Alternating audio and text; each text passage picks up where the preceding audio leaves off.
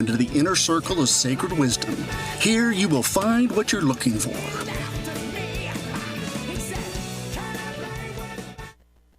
Welcome again to the Dr. Grimmy Old Time Medicine Show and Conversation Extravaganza, talking about things that don't get talked about every Saturday night here on AM 1640 KBJA.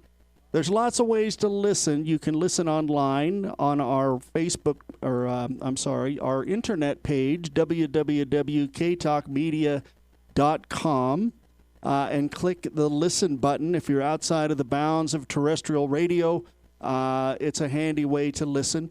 You can listen to past shows on the K-Talk Media SoundCloud page. Go to www.soundcloud.com and search K-Talk Media, and you'll find tracks. And on one of the selections there, it says playlists. Most of the hosts on the station have playlists, and you can listen to your heart's content of shows you may have missed or topics you may be interested in. If you really are technically capable, you can call us on your Android smartphone at 605-475-1429, and it will play through your phone whatever we are doing on the station at the time. And we are live talk radio. This is K-Talk Media, and that's what we do. We talk. So if you want to join the conversation, 801-254-1640. Tonight, I'm going to talk about Stonehenge. I have a guest who's going to be on tonight discussing his book, The Wisdom Keepers of Stonehenge, the Living Libraries and Healers of the Megalithic Culture. And so that's a period of the Stone Age, 3,000, 4,000 BC is when it all gets started. So we're going to talk to the author of that book about Stonehenge and his thesis, his hypothesis about the nature of Stonehenge, why it was built. And we'll probably talk about some megalithic stuff and maybe some Bronze Age stuff. We'll bounce around. We'll go time traveling and enjoy learning stuff we don't know about, talking about things that don't get talked about, because that's what we do here on the Dr. Grimmy Show. So what is Stonehenge? If you wonder what it is, if you have a perception of what Stonehenge is, let me know, 801-254-1640. And we'll see how it stands up to when we actually look at Stonehenge. Because I found in prepping for the show, when I stumbled across this book and read it, I was interested, wanted to have the author on as a guest, because I thought it was a fascinating topic. And so I read the book, and I've learned a great deal.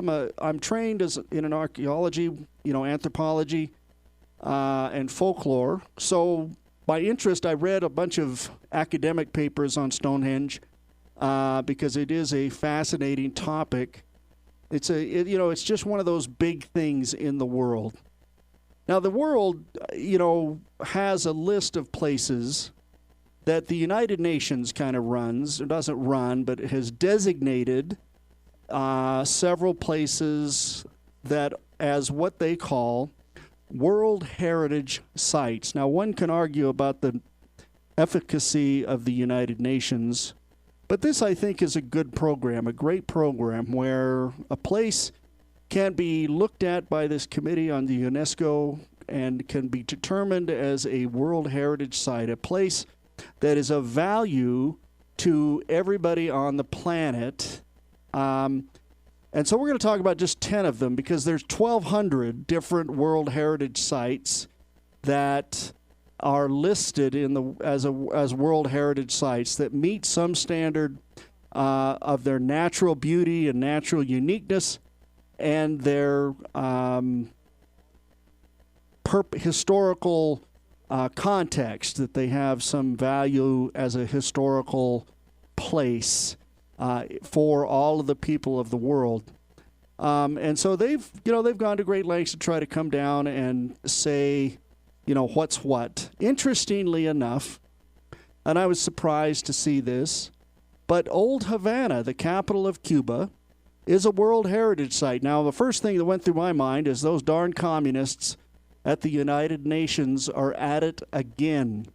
However, if you really look at Old Havana, It is a beautiful city, neocolonial architecture. That because of the embargo from the Cuban Missile Crisis, the United States hasn't had any engagement with Cuba, and no other Western democracy, NATO et al., has. And so Cuba has lived in a bit of a time capsule. They haven't had a lot of imports. The former Soviet Union supported Cuba with aid, but it was, very,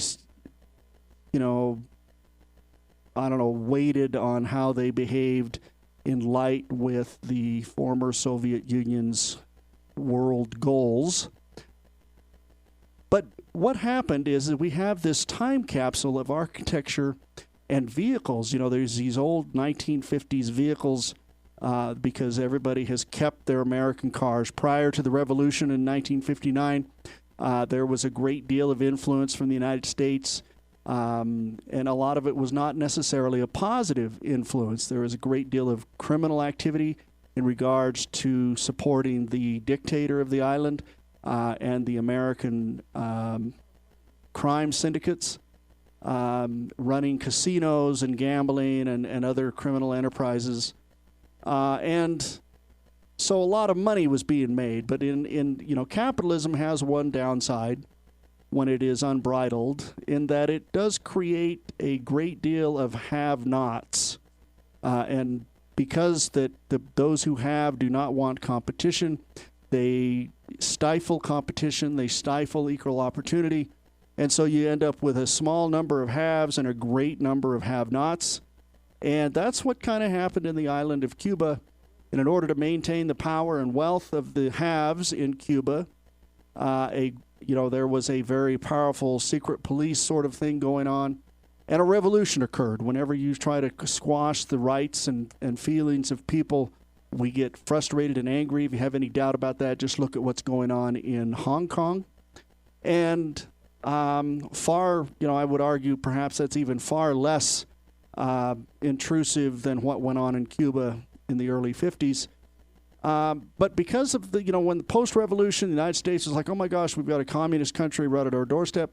And then we had the Cuban Missile Crisis, where the Soviet Union provided nuclear missiles to Cuba with the idea that the missile, you had a 20-minute time frame of launch and detonation. Now, from Russia, from the former Soviet Union, those kinds of launches, you'd have in those days, probably a 45-minute warning, and you could get planes off the ground, you could launch your missiles. But it's kind of difficult to do when you only have a 20-minute notice. That's one of the things that makes nuclear-laden submarines so dangerous, is that they change that dynamic. And so the United States embargoed Cuba and had kept that embargo for all intents and purposes up until just recently. And it hasn't been fully lifted. There is still some, I believe you can go to Cuba now as a tourist and visit. Used to be you'd have to go to Mexico and then go to Cuba. You couldn't go from the United States and visit. So there is some influence of the world. But many people who live in Cuba, though poor, are happy with their independence as a nation, even though in many cases with totalitarian regimes, you get to find the same equation. You have a small number of haves and a large number of have-nots. And that's one of the powers of the United States, is in spite of the warts and bumps on capitalism's skin, if the opportunities are equal, everybody gets a better life. This pursuit of happiness, which fundamentally is the right to own property. So that's one of the World Heritage Sites. Stonehenge is one of those World Heritage Sites, and like I said, we're going to talk a lot about Stonehenge tonight. What's another? A desert in Jordan is a World Heritage Site. Again, these are natural wonders usually that are spectacular and unique. This desert in Jordan is one of them. You can go there. Let's see, what's the name of the desert in case you want to take a trip? The Wadi Rum Desert. The Galapagos Islands, which is an interesting place. Darwin did his earliest work on his origin of the species by cataloging and looking at the finches that lived on the different islands in that island chain. You can go to Ecuador and fly to the Galapagos Islands. However, if you want to fly back, it'll cost you $1,000. They have $1,000 departure tax. So, make sure you bring your American Express card or some other way. I don't think they'll let you bring a briefcase of money, but they will let you put it on a card. There is a monastery in Materia, Greece, that is on the World Heritage Site. You look at it, it's pretty spectacular. On the top of this pinnacle of a mountain. There is a place in Vietnam called Ha Long Bay. I'm not sure where along that island it is, on that country that it is, but it is a very beautiful island. Lots of rock structures, beautiful harbor, lots of big tourist destination, which a lot of these are. A lot of these World Heritage Sites are touristy destinations. The sunrise at the Borobudur Temple in Indonesia. Apparently, there is a place where you can go to a Buddhist temple and watch the sunrise. People do that, meditate and do that. It is a very beautiful place. The Sagira Rock in Sri Lanka. You see this, it looks like a pencil eraser sticking up out of the ground, probably 1,000 feet high. And on top, they put a little, some people have built some religious artifact edifices. And so it's a very beautiful kind of place. Lots, again, touristy sort of things. Interestingly, there is a little town in Nova Scotia that is a World Heritage Site called Lunenburg, probably closer for us here in the United States. Lunenburg, a little town, and it's beautiful. You look at the picture, you're like, wow, I can see why it got put on the list. One of the things about these World Heritage Sites is they have to be beautiful and something of value that all of the people of the world would kind of recognize. Let's see, what else? The Kinderjuk windmills in the Netherlands apparently are a World Heritage Site. These are old windmills designed to pump water out of these paddies that were designed. They built these dikes to keep the water out and then pump the water out of the dikes, out of these paddies, these paddocks, surrounded by these dikes to grow food. And these old-style windmills are still around, and you can go there and take a look at it. Jordan's Petra Archaeological Site, by day and by night in Jordan, for a country in the Middle East, probably one of the more stable countries in the Middle East, has, of course, you remember watching the movie Raiders of the Lost Ark. I think the one where they are looking for the Holy Grail, or Dad is there. And you go and see the Temple of Petra, the Rose Red City, half as old as time. Great place. One of my professors at school excavated the Roman theater at Petra, and a site known as the Temple of the Winged Lions. So yeah, it's a pretty spectacular thing. So that's just some examples. Like I said, there's 1,200 of these World Heritage Sites. Stonehenge is considered to be one of these World Heritage Sites. And Stonehenge is something unique, something spectacular, something, visually interesting and, just kind of awe-inspiring to look at. And that's kind of the nature of these World Heritage Sites. So Stonehenge rises to that level and is considered a World Heritage Site according to the United Nations UNESCO. Whether you like the UN or not, once in a while they do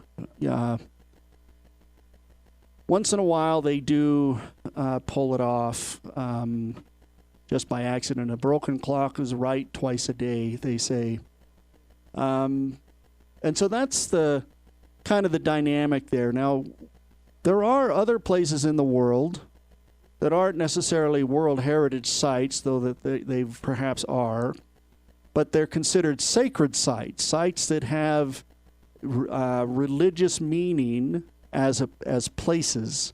And that's an interesting dynamic. We've talked a little bit about it on the show. But we're going to have a break, and then we'll be back, and we'll keep talking about Stonehenge and its context in the world.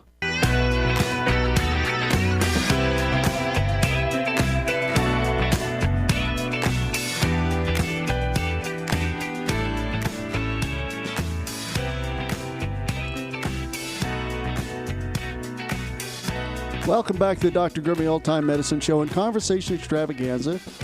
They've changed my bumper music yet again, but it's okay. We'll survive. So we're going to talk about Stonehenge tonight, and we have a guest coming on at probably 8 p.m. We're going to discuss the book. The author, Graham Phillips, is going to be on, discussing his book, Wisdom Keepers of Stonehenge, the Living Libraries and Healers of the Megalithic Culture. And we'll be discussing his hypothesis on why that's the case. The book is available on Amazon. It's a very packed full of information kind of book. It is available on Kindle, so you can read it on your phone when you're on the bus. It is also available audio, so you can listen to it and learn all about the megalithic period of the British Isles and Stonehenge in particular. Because Stonehenge doesn't stand by itself. It is one of multiple, over 100 complexes of stone circles in the British Isles. But we're talking about this concept of National World Heritage Sites that the UNESCO, United Nations, something set up and chooses, and people can put in to nominate locations. But there are, if you take it a step further, it's not just beautiful sites that have value. There are places that are considered sacred that have a certain, inside-outside. If you're at the location, you are closer to the sacred than perhaps if you are not. And one of those, the closest one to us, is a place in Arizona called Sedona. Sedona, Arizona has drawn a lot of people interested in the healing and spirituality, mysticism, metaphysics. We've talked about mysticism on this show a couple of times. And it's not just a red rock beauty sort of place, though it is a very beautiful area. And beauty is a thing. It does take our minds to higher places.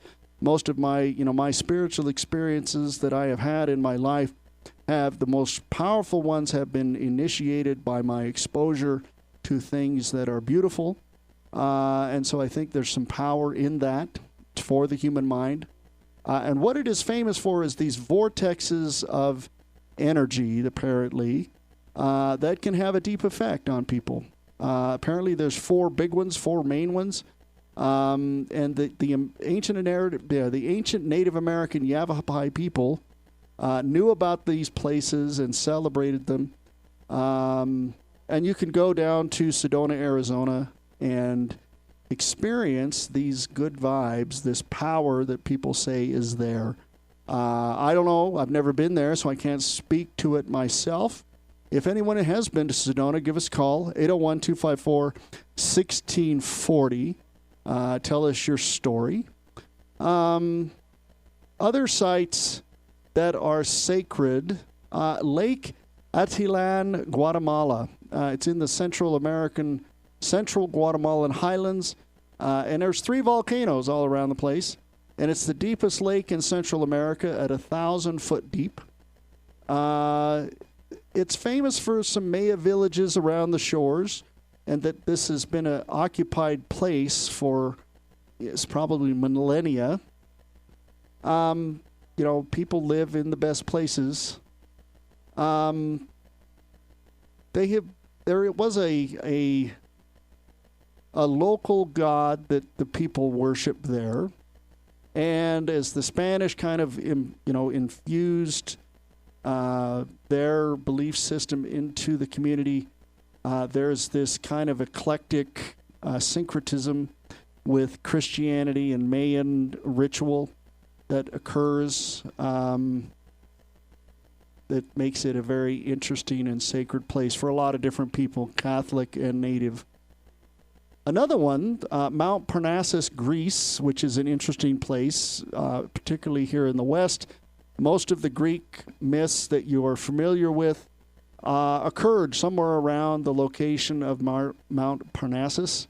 Most of the sacred places in Greece, in ancient Greece, in the classical period, 800 BC to 300 BC, give or take a couple of weeks. The Pythia, the Apollo shrine, the Delphi, the Oracle at Delphi is very right near here,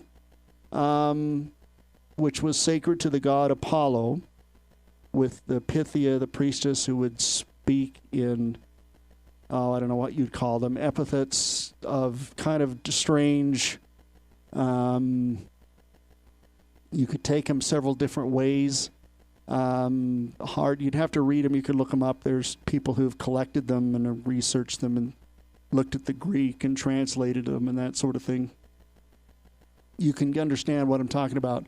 If you read a couple of them, you realize that these aren't, they are interesting in that they are cryptic and not easily understood in the way they're presented. And they can be interpreted many different ways. But that's Mount Parnassus, a sacred place in Greece, considered one of the more sacred places on the planet. Crater Lake National Park is another one in the United States. It's a extinct volcano that has a freshwater lake. It's one of the deepest lakes in the United States. The tribe that lives in that area has considered it to be a sacred site. There was a battle apparently here at the Crater Lake between the god of the above world and the god of the below world. And this is why the mountain was destroyed. They use Crater Lake in their vision quests, scaling the crater walls, and it is now a national park. And it is a very beautiful place to go take a look at. Another sacred place, and we've talked a little about this in our show on the Holy Grail, Glastonbury tour, Glastonbury Hill in England, a Bronze Age site that was a sacred site in England, believed to be where the Grail at least may have been at one time. Believe that Joseph of Arimathea came to Glastonbury after he left the Holy Land post-death of Jesus because the Romans had a price on his head and brought the table of the Grail and the Grail to this location, this Glastonbury Hill. So lots of stuff going on there. Obviously, it's a big hill, and it's probably been occupied or used in some way or manner since the early Stone Age till today.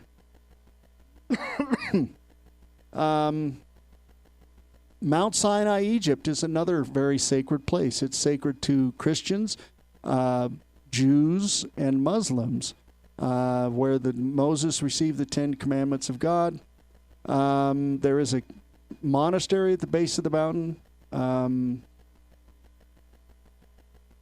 The monastery has since been closed due to conflict in the area, but you can still go to the top of the mountain and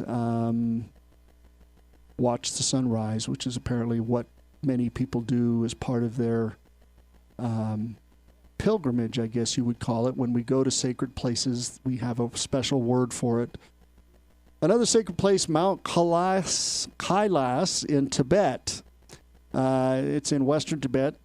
It's sacred to Buddhists, Hindus, and a group called the Jains. It's believed to be the center of the universe. The Hindus believe it is the residence of Lord Shiva, and where heaven is, the land of eternal bliss.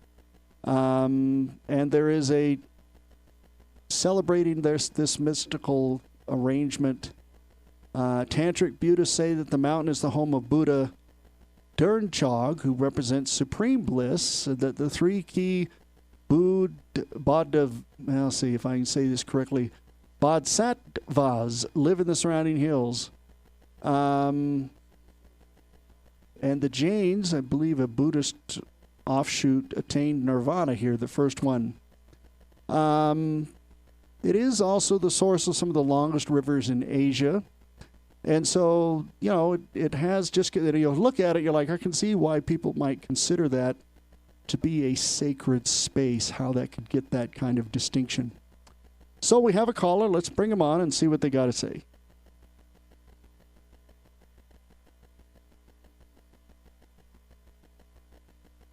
How are you, caller? Yep.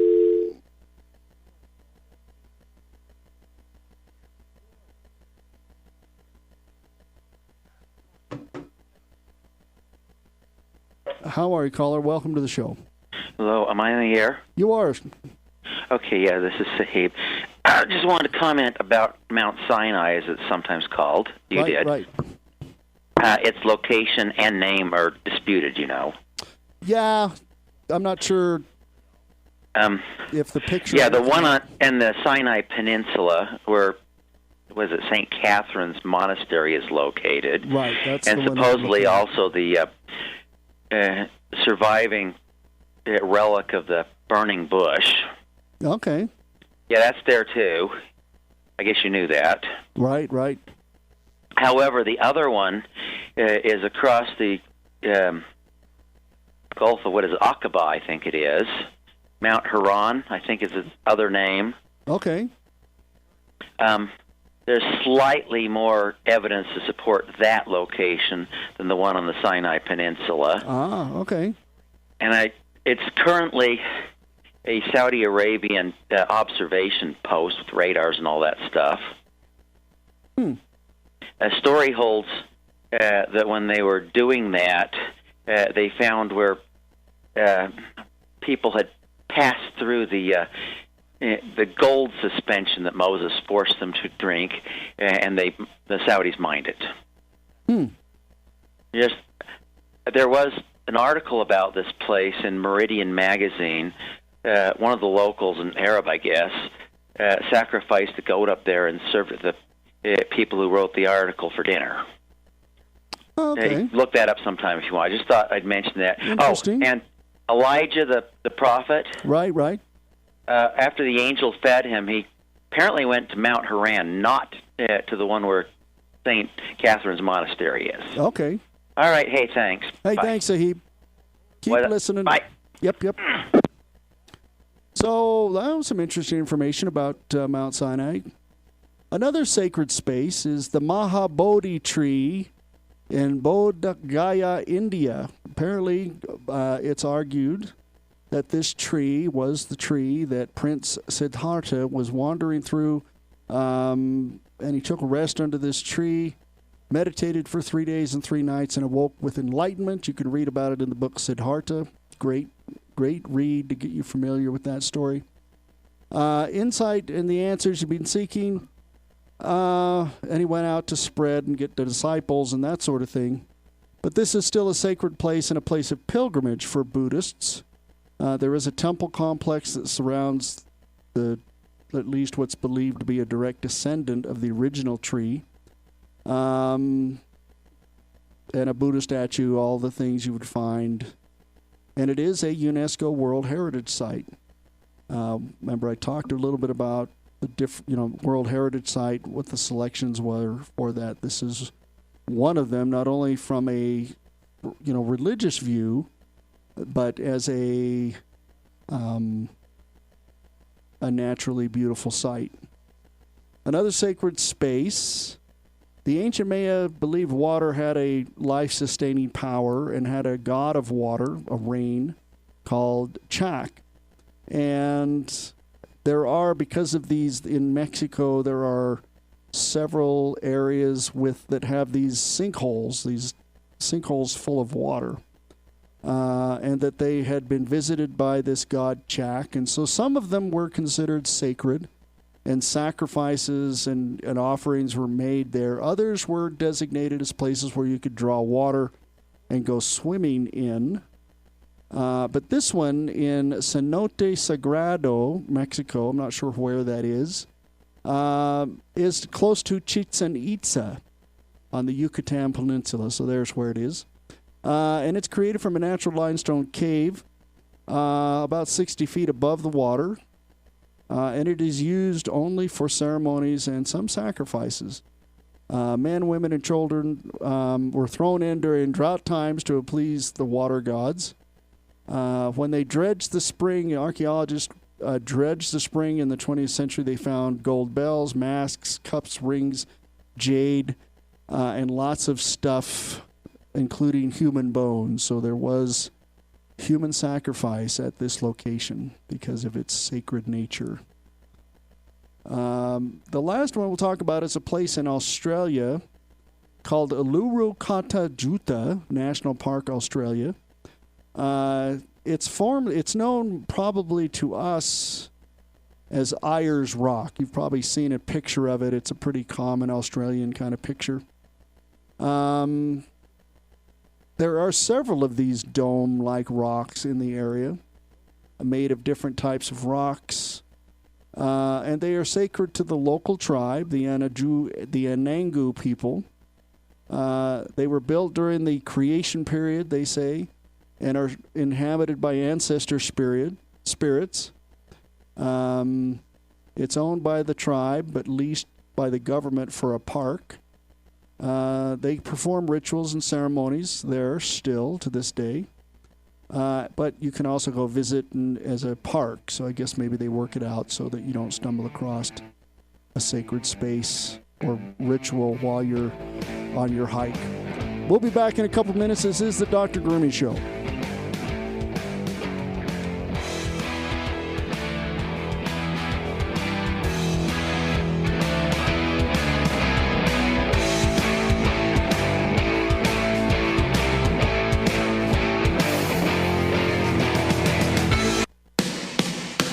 You're listening to K-Talk Radio, KBJA 1640 AM, Sandy, Salt Lake City, and all across the Wasatch Front, bringing you live, local, two-way talk.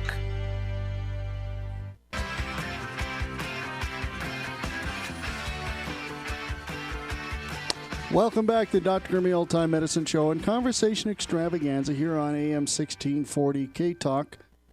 So tonight we're going to talk about Stonehenge, this monument in England, in the British Isles, that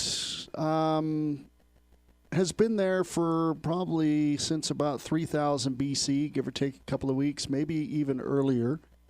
Perhaps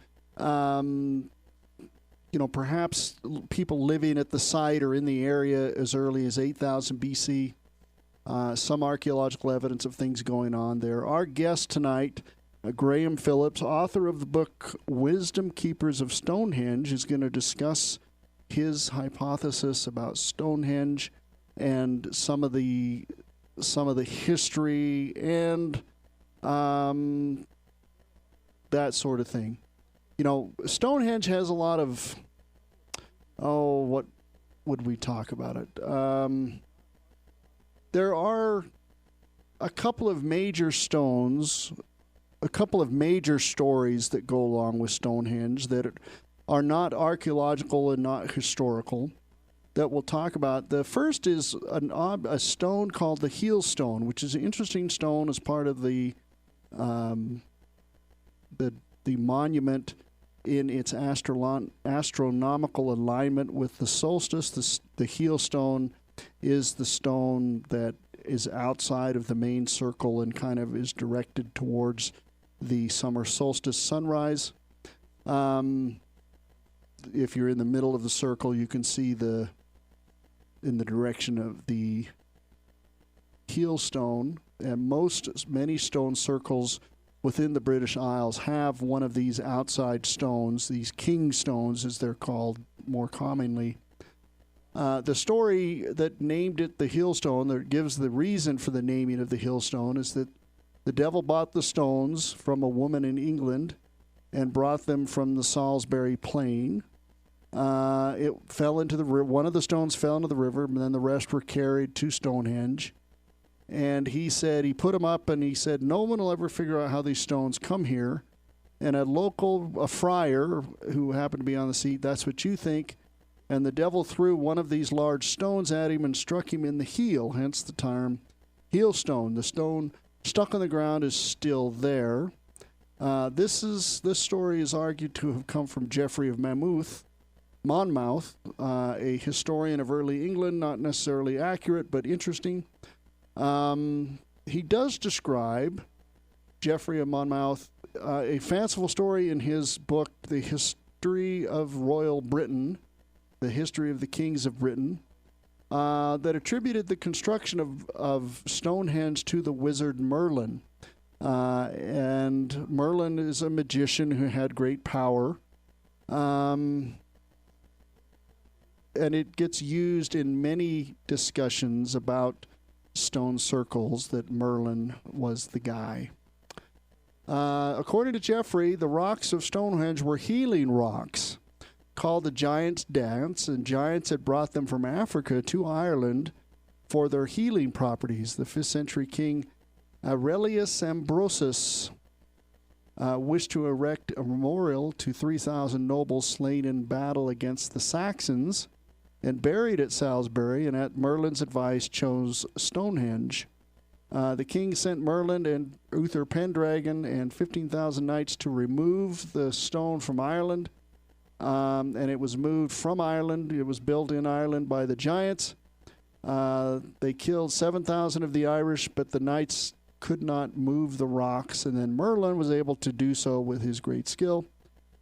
Interesting that the history shows that some of Stonehenge was excavated a couple hundred miles away and brought to Stonehenge from that great distance. This is an interesting folkloristic survival of this idea that some of the stones were not from the local area.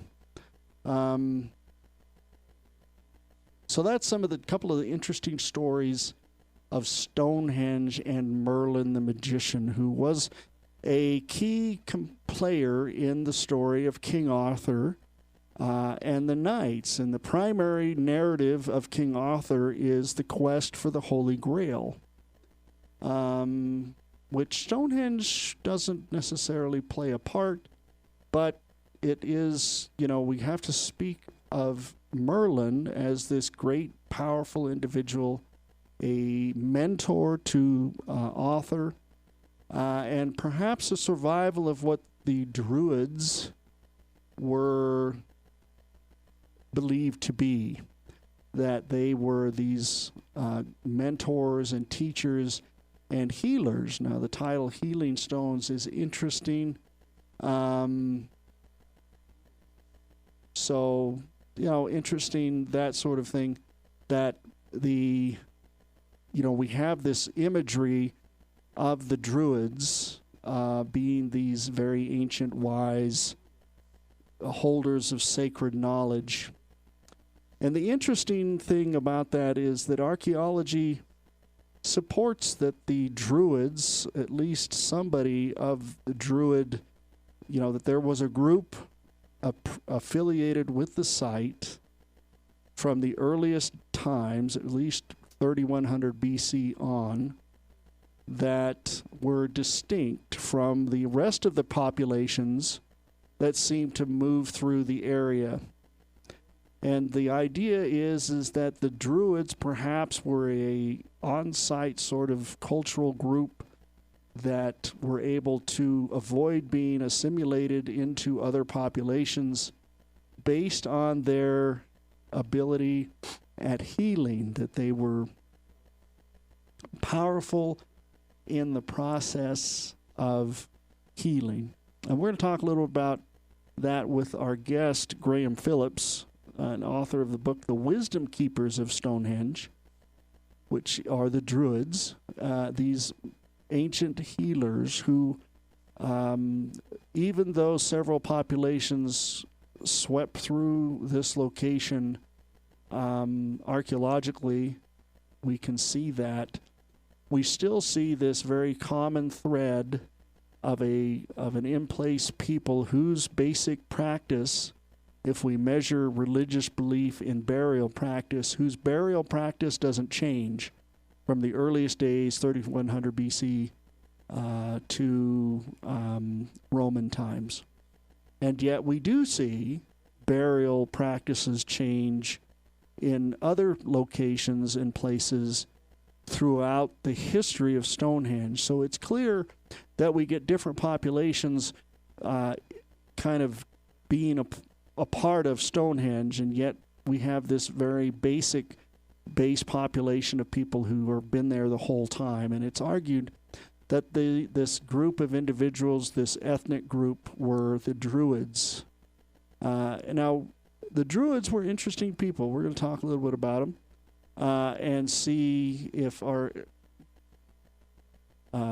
guest can answer some questions about them. Because of the ancient nature of Stonehenge, the people today who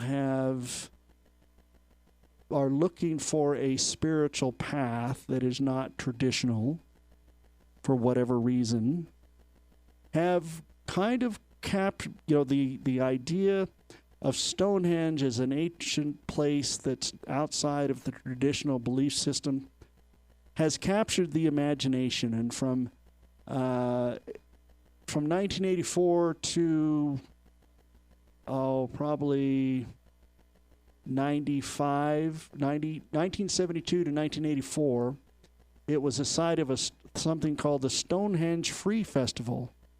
There was a bunch of neo-pagans, I suppose, were able to go there and have a party or a religious ritual. There was a thing called the Battle of the Beanfield, which was a conflict between law enforcement and a group of individuals who were at the Stonehenge Free Festival. They were protesting the fact that the festival had been canceled. There were, rocks thrown and wood thrown and Molotov cocktails.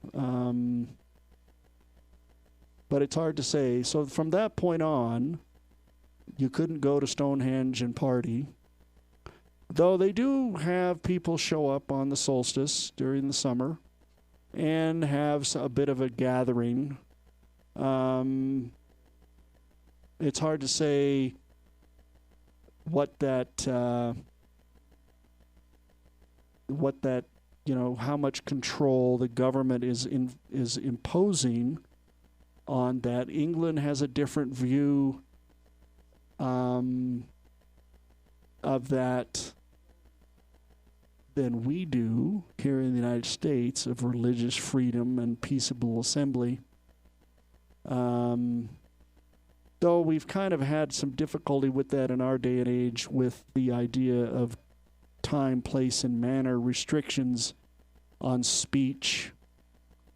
So that's interestingly, whether or not speech is free if you can place time, space, and manner restrictions on it. They make the claim that money is speech, and that's why people can donate money to these super PACs. And I would argue, why not just put some time, place, and manners on restrictions on that kind of speech? Because the powers that do that don't represent you or me. But that's just me. We're coming up at the top of the hour. We'll have a break. We'll listen to the news. And our guests should be calling in, I hope. If not, we'll just keep talking about Stonehenge and go from there. If you have any questions about Stonehenge or some statements about what you think about it, give me a call, 801-254-1640. This is the Dr. Grimmy Old Time Medicine Show and Conversation Extravaganza. I'm here every Saturday night, 8 to midnight, talking about things that don't get talked about. On the 26th of October, I'm going to have a guest Rob Goutreau, a medium, who's going to discuss his book, Kindred Spirits. Rob Goutreau, as a medium, has the ability to communicate with the dead, and he has been befriended by a spirit that has been making itself known to him over the last several years, and he has had a positive relationship with this spirit and has had changes in power in his life from that experience. And he's going to share that experience with us in discussing his book, Kindred Spirits, on the 26th of October. So if you want to join us on that day, please do, here on AM 1640.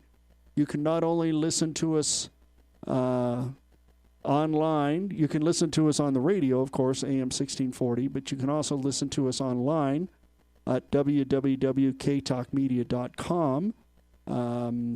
You can put that on your phone if you want, or you can call us on your smartphone at 605-475-1429 and listen. Your phone will play whatever's on the station at the time. So we'll be back.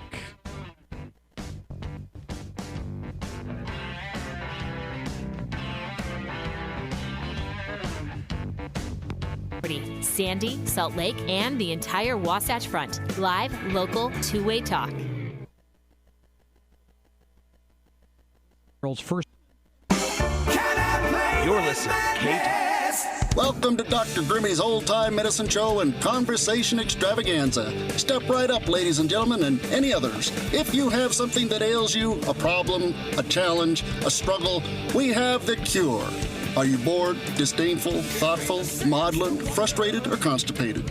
We have the cure that you have been waiting for. Myself, world-famous Dr. Grimmy, and my faithful and erstwhile assistant, Jake the Snake Garn, Cosmic Serpent, master of hidden wisdom, and owner of copious amounts of inner light. We will teach you, you will learn, and you will be happy. And so, my fine ladies and gentlemen, and others, please step right up. All you have to do is listen. We will sell you the right snake oil. It will cure what ails you, and if nothing ails you, it'll cure that too.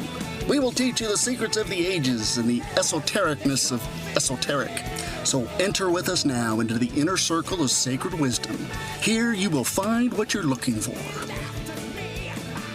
Welcome back to the Dr. Grimmy Old Time Medicine Show and Conversation Extravaganza here on AM 1640 KBJA every Saturday night, 8 to midnight, talking about things that do not get talked about. Tonight we're going to talk about Stonehenge, and we have an author, Graham Phillips, in his book, The Wisdom Keepers of Stonehenge, The Living Libraries and Healers of Megalithic Culture. We're going to talk about that. We have him, and we're going to bring him on. If you want to join the conversation, 801-254-1640. And let's get her going. Hello, Mr. Phillips. How are you? Very much. It's very early in the morning here where I am, but I'm awake. Well, I very much appreciate your willingness to do this. What motivated you to write this book? Oh, wow. Well, I've written, I think it's 17 or 18 books about historical mysteries over the years. Such as the mystery of King Arthur, the legend of Robin Hood. I've gone in search of the Holy Grail and the Ark of the Covenant. Oh. And I kind of thought, well, hang about, I haven't done Stonehenge yet. So to be quite honest, that's why I started to investigate it. It is a common thread. You bump into Stonehenge in all of those things, don't you? Yeah, Stonehenge is probably one of the most famous monuments in the world. It's certainly the most visited visitor site in Britain after Buckingham Palace, where the Queen lives. And it has millions of visitors each year, yet all it is this stone monument without a roof stuck in the middle of nowhere in central southern England. Why do you think that is? What do you think the fascination is? Well, it was built. People over the years have speculated when it was built, and the period of time ranged from 2,000 years, and it went back to 3,000 years. But the latest archaeological evidence, the scientific method of dating, has shown that it was actually built around about 5,000 years ago, which makes it one of the oldest monuments in the world. And it was built about the same time as civilization very first started getting going in the Middle East and parts of India. So it's kind of one of the oldest surviving monuments of its kind anywhere in the world. Wow. And that would probably put it a bit older than the pyramids even.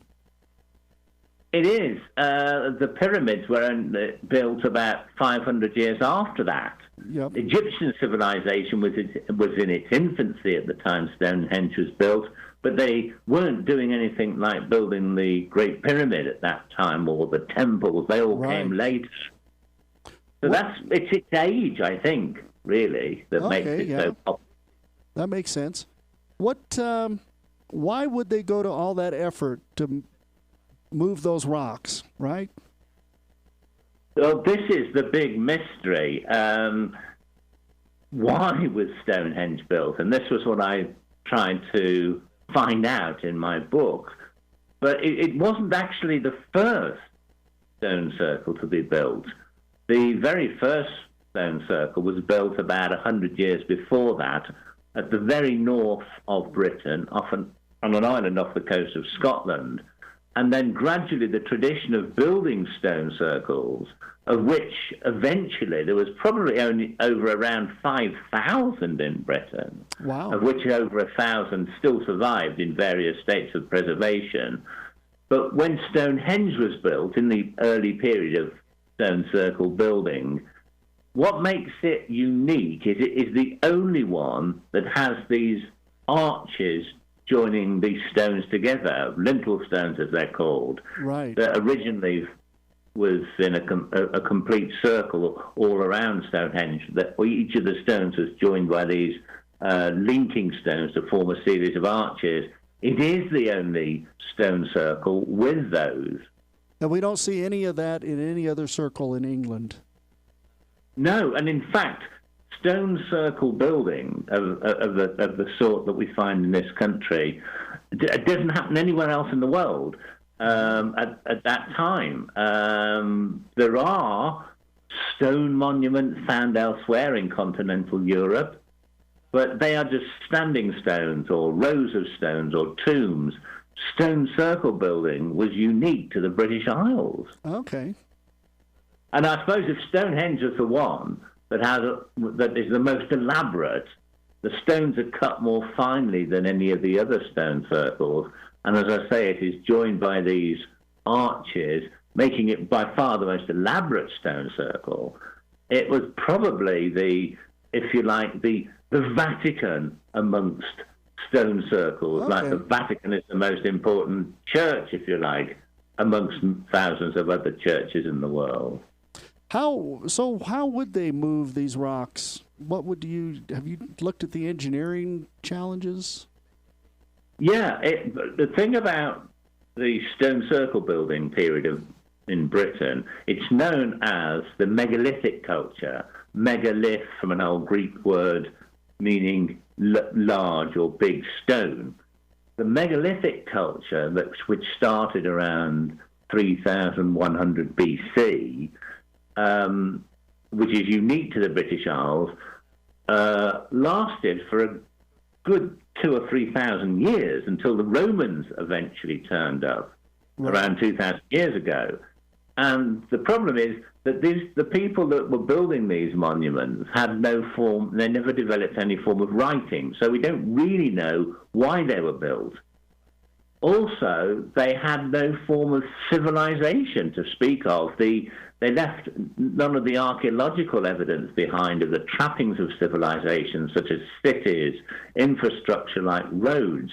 The people who built it hadn't even started to use animals as beasts of burden, like horses or oxen. So the whole thing, and they didn't have any to start off with, they were still using Stone Age implements. What are those exactly? What would they be?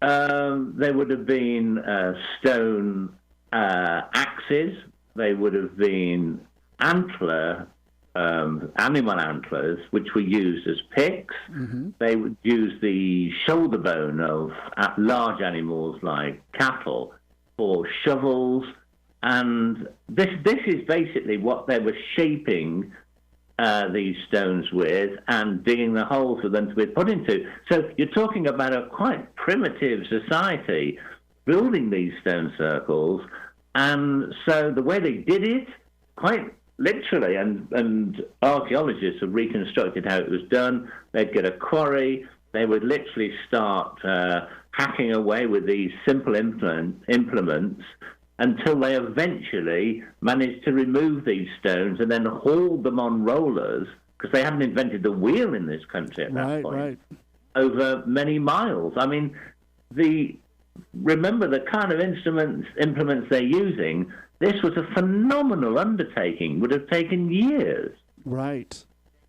So it must have been important to them. Oh, there's no doubt about it. I mean, the building of Stonehenge is estimated to have taken decades and involving a large proportion of the population of southern England as it was at the time. Perhaps 50,000 people working. I mean, the population then was very, very much less than it is now. Right. But if you can imagine, say, 50,000 people involved in not only the cutting and dragging and erecting and shaping and erecting of these stones, but also all the backup behind it. These people needed to be fed, food needed to be grown. The whole kind of infrastructure of the industry of creating Stonehenge involved such a large proportion of the population that I suppose it would be compared today to building something like the Large Hadron Collider, the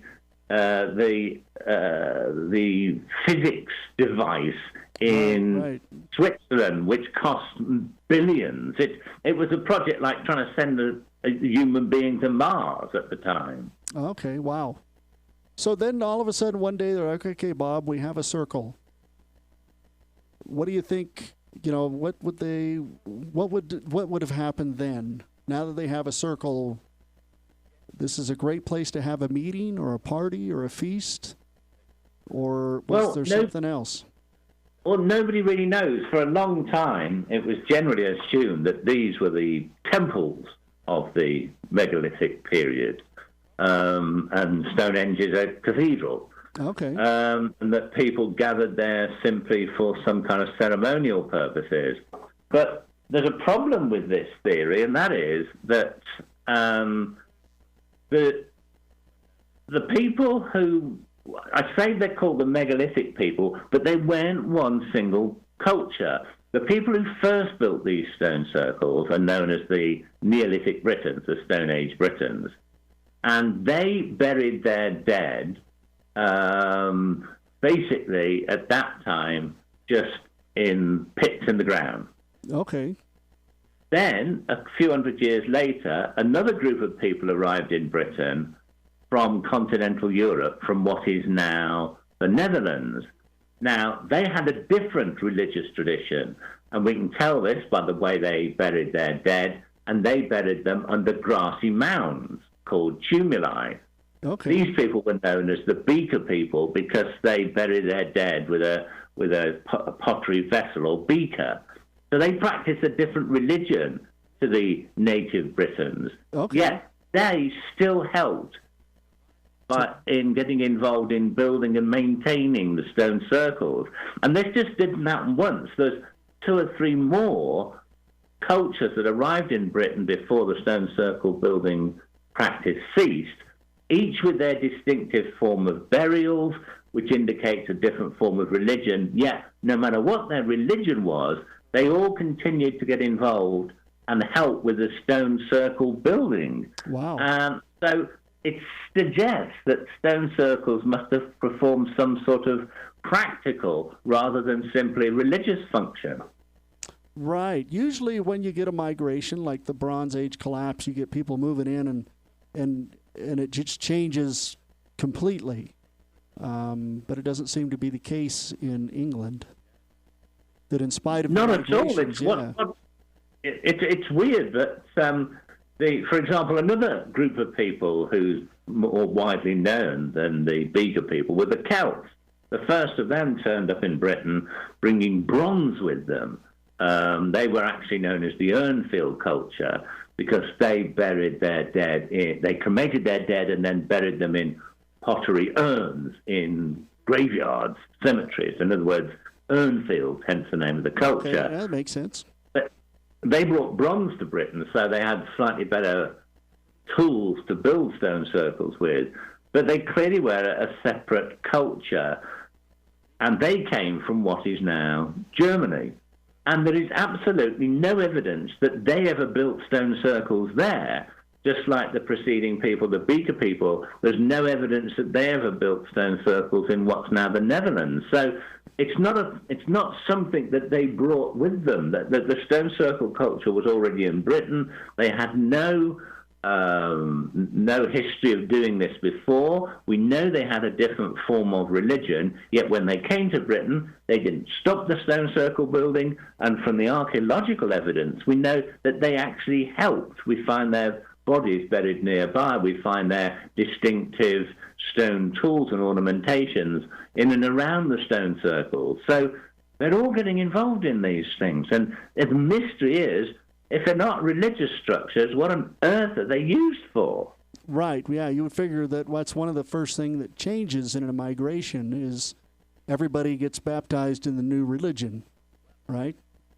Yeah, that normally happens. I mean, when the Romans came to Britain and conquered it in the 1st century AD, all the old Celtic religions, well, they had to change to start worshipping Roman gods, which included their own emperors. I mean, like Britain's own personal god was turned into the Emperor Claudius, the man who conquered the place. So, yeah, usually religion has to change with newcomers. Interesting. So, you said there was probably as many as 5,000 of these circles in England over time? Oh, looks like we're hitting a break. Hey, we'll be back in a couple minutes with Graham Phillips and his book, The Wisdom Keepers of Stonehenge. Stay with us. We'll be back, Mr. Phillips.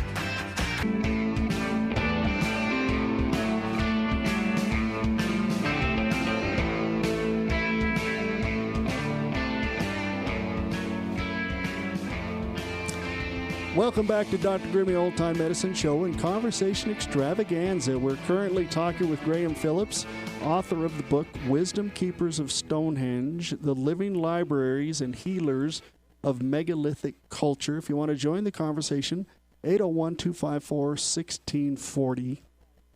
So, Doc, what are the stones made out of? Is that something significant? Well, Stone. Well, you're right. Is it unique stone, perhaps, or is it just regular rock? What's fascinating is that you mentioned just before the break about there being around 5,000 stone circles in the British Isles. That's the estimated number archaeologists have made. There's over 1,000 of them that do still survive in various forms of preservation. And they're literally spread throughout the whole of the British Isles, all of Britain and Ireland. Now, they vary in size, they vary in the number of stones. Usually the stones are quarried from nearby, from whatever stone is available in that area. Okay. So the answer is they're actually made from all sorts of different kinds of stone. But Stonehenge is rather unusual in as much as the very first stone circle at Stonehenge, I mean, Stonehenge went through periods of development over the years, over a period of about 500 years, when it was changed around and more stones added, and it was made more elaborate. But the very original Stonehenge consisted of round about 50 or 60 stones in a ring, not connected with arches, and each of these stones was around about 6 feet high. Now that's what's above the ground, and to make sure the things stand upright, you've got to have about another third below the ground. Yep. So you've got these 9-foot stones weighing a good couple of tons. Now, these stones were quarried miles away, about 130 miles to the west of where Stonehenge is, in an area of South Wales, in the west of Britain, an area called the Preseli Mountains. Now, archaeologists know this because this is the only place where this kind of stone that they're made of, which is known as bluestone, because it has a kind of blue tinge when wet.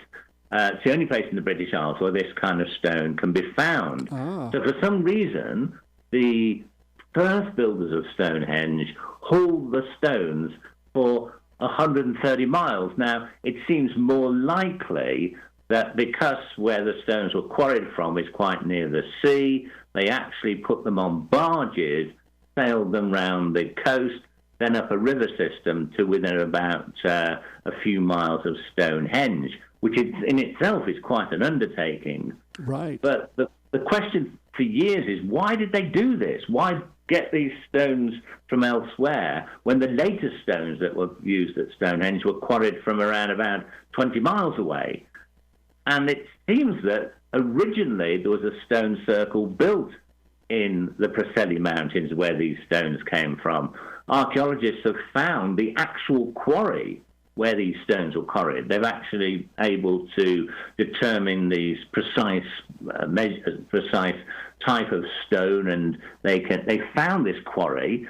They've even found where stones have been quarried out but have had an accident and broken in two and have just been left lying there. So some of the stones that never got to make up the original Stonehenge are still lying in situ where they began life 130 miles to the west. So they didn't tear down a circle and move it. They just went there to get the rock. No, they tore down a stone circle and moved it. All right. Because not far from this quarry in South Wales, because of modern forms of archaeology called geophysics, which enables you with instruments like ground-penetrating radar to basically look under the ground without the need to dig, and they can determine where there were once holes where stones were placed. They know there was a stone circle which pretty much matches what the original stone circle at Stonehenge would have looked like. Okay. So they built this around about 3,100 BC in South Wales and then moved it. And the reason is because the central parts of Britain at that time were quite heavily forested. Once it was deforested and farming land became available, it became a very prosperous place to live. That's central southern England. So that's when the people from South Wales migrated to central Britain and decided for some reason to bring their stone circle with them. Okay. That makes sense. So what are some of the other things, you talked about this bluestone. What are some of the other kinds of rocks that Stonehenge is made up of? They know that the original stone circle of Stonehenge was as I described, because with geophysics equipment, ground sensing radar, they've been able to find the holes, if you like, the places under in the ground where these stones were placed. They know this because they can determine that soil was dug out, the strata of the soil was disturbed, and then filled in again afterwards when stones were moved. And fragments of these stones that obviously got chipped off can be found at the bottom of these once existing pits. Okay. So, but those same stones, a couple of hundred years after they were first put there, were uprooted and moved to form a kind of horseshoe-shaped arrangement, plus a circle inside what's now the Stonehenge we see today. The other larger stones, much larger, up to like 15 feet tall, and some of them in the middle around 20 feet tall, the ones with the archway stones on top of them, the lintel stones, they were made from local stone known as sarsen sandstone. It's a hard form of sandstone, and that was quarried from about 20 miles away. And because these people had no forms of transport like carts or wheels, they seem to have been able to drag them along on rollers. and archaeologists have reconstructed these techniques, and with a few hundred people pulling on ropes, they can do it, but it takes a long time. Fair enough. Hey, got a caller. You want to answer some questions? Sure. Let's see what's going on. Well, I did have a caller. Maybe they'll call back. I'm sorry. Sometimes they don't want to wait for me to answer the phone. Okay. I know. It's one of the fickles of talk radio. So it's obviously they had a purpose for Stonehenge. What do you think it is? Well, now this is the real biggie, because for years archaeologists have been trying to work this out. Theories have abounded. It was some sort of mausoleum or cemetery. Well, although bodies have been found in and around Stonehenge, it clearly wasn't. Neither were all the other stone circles used as cemeteries. The people who built them were burying their dead. I mean, if you go to Stonehenge and you go and look at the surrounding landscape, it's dotted all over the place with these grassy mounds called tumuli or tumulus or plural. So tumuli is plural, tumulus is singular. So these tumuli are all over the place. That's where some of the stone circle builders were burying their dead. Not just one person, but a number of people will be buried in these grassy mounds. So they weren't being Stonehenge, and other stone circles were not being built as some kind of mausoleums or cemeteries. As for the religious side, perhaps like a cathedral or a church or a temple, I've already mentioned that this seems unlikely because of the different groups of people with their own religions who came here and carried on helping with the stone circles. Yep. But they seem to have had a practical purpose. And the latest archaeological thinking is that they were used for some sort of astronomical observatory. In other words, a way of observing the stars. One of the reasons is that they're often built away from the settlements where these people live, on flat or high ground, where you had a clear and unobstructed view of the skies. Now, the idea is that if you stand in the center of these stone circles, then certain stones align with important heavenly bodies. For example, important stones laying just outside the main stone circle line up with the midsummer sunrise or sunset, the midwinter sunset or sunrise, the solstices as they're called. Now, in your book, you talk about that all of these stone circles seem to have this kind of astronomical alignment, but it's not consistent. In some cases it's the summer solstice, in other cases it's the winter solstice, sometimes it's the sunrise, sometimes it's the sunset. Why do you think that is? Well, that probably depended on sort of local belief systems. There was no overall civilization in Britain. Everyone lived in separate tribal societies, if you like. Okay. We know this from archaeology, from the different types of pottery and so on. But if you have a stone aligned that you know that when the sun rises or sets above that stone, it's a particular day of the year, then you've got a calendar. It doesn't really matter what that day is. It could be today, the 13th of October, or the 12th where you are. It could be that day. But as long as you know that when the sun's rising over that stone or setting over it, right, now we can gauge what day we're in. And obviously, if you've got a cloudy sky, you're not going to be able to see where the sun rises or goes down. Right. So you need a number of stones aligned to perhaps different important days of the year, so that at least on some day you're going to have clear enough weather to see the sun rising or setting. So that's the kind of beginning, if you like, of the calendar system. So has anyone done any research to see if the solar alignment is distinct per stone in Stonehenge? Absolutely. In fact, if you go there today on Midsummer's Day, you get all these modern druids, groups of people who have recreated ancient druidic ceremonies as they believe them to be.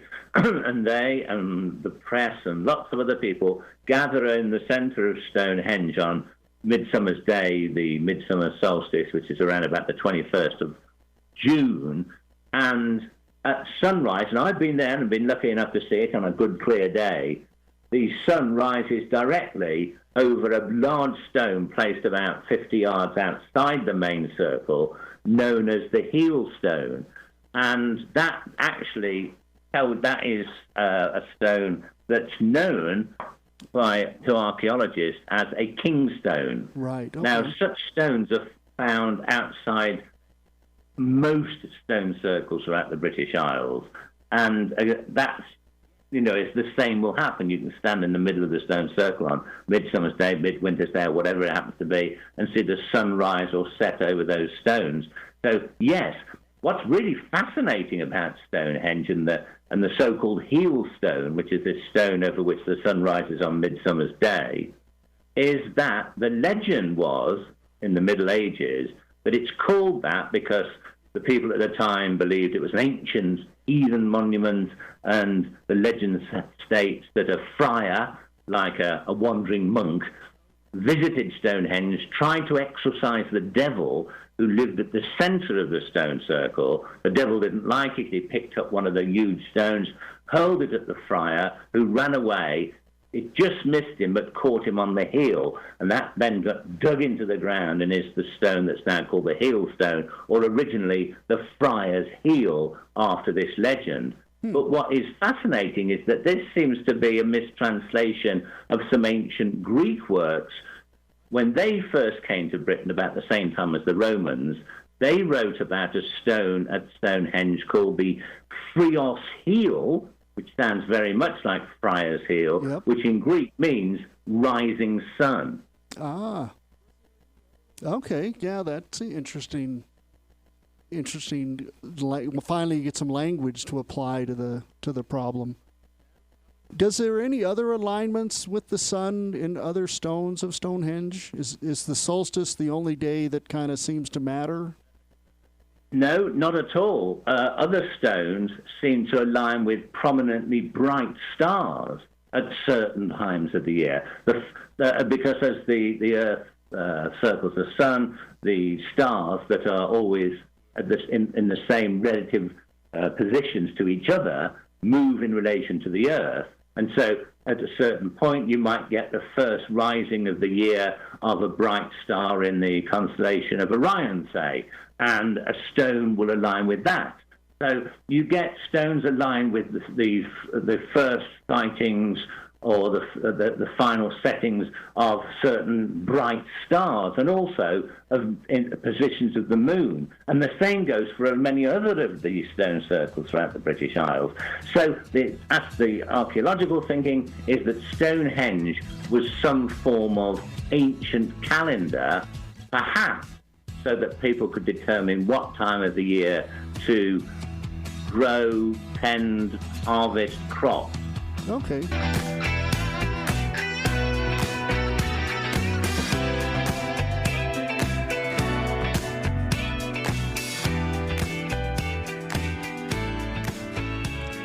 Welcome back to the Dr. Grimmy Old-Time Medicine Show and Conversation Extravaganza. We're talking with Graham Phillips, author of the book Wisdom Keepers of Stonehenge, Living Libraries and Healers of Megalithic Culture, discussing Stonehenge, and it's just all kinds of bits and pieces. If you have any questions you'd like to discuss or talk about, give us a call, 801-254-1640. So, yeah, the break's kind of cut in, but go ahead, pick up where you left off, Mr. Phillips. Yeah, the stone circle culture, archaeologists have come to the conclusion that they formed some form of, they were used as some kind of astronomical calculator in order to work out, because of the positions. It's a kind of sighting line, if you like. You stand in the middle of stone circles, and by looking and observing where the stars are in relation to the stones, which are always in the same position, it enables you to determine what particular day of the year it is, so that you know when to sow, reap, harvest, tend to crops. Now, that's very sensible. But many other early cultures throughout the world were able to do exactly the same thing when farming was first developed without the use of these elaborate stone circles. So there has to have been a bit more to it. Before actually coming on to what I started to discover based on the very latest archaeology, which may answer this, I perhaps better explain what some of the other stone circles in Britain are like. Okay. I've already mentioned that they didn't actually have these arches like Stonehenge. That's a one-off. Some of they vary in size. Stonehenge, for example, the outer stones are around about 100 feet in diameter, and the stones are about 15 feet high with other stones on top. Most stone circles vary between the very small ones with stones of only 2 or 3 feet high, of which there perhaps are only between, let's say, 12 and 30 stones, to some really huge ones. Now, the largest, and this is far less well known than Stonehenge, lies about 20 miles directly north of Stonehenge in central southern Britain, and it's called the Avebury Stone Circle. And it is so large that it surrounds an entire modern village.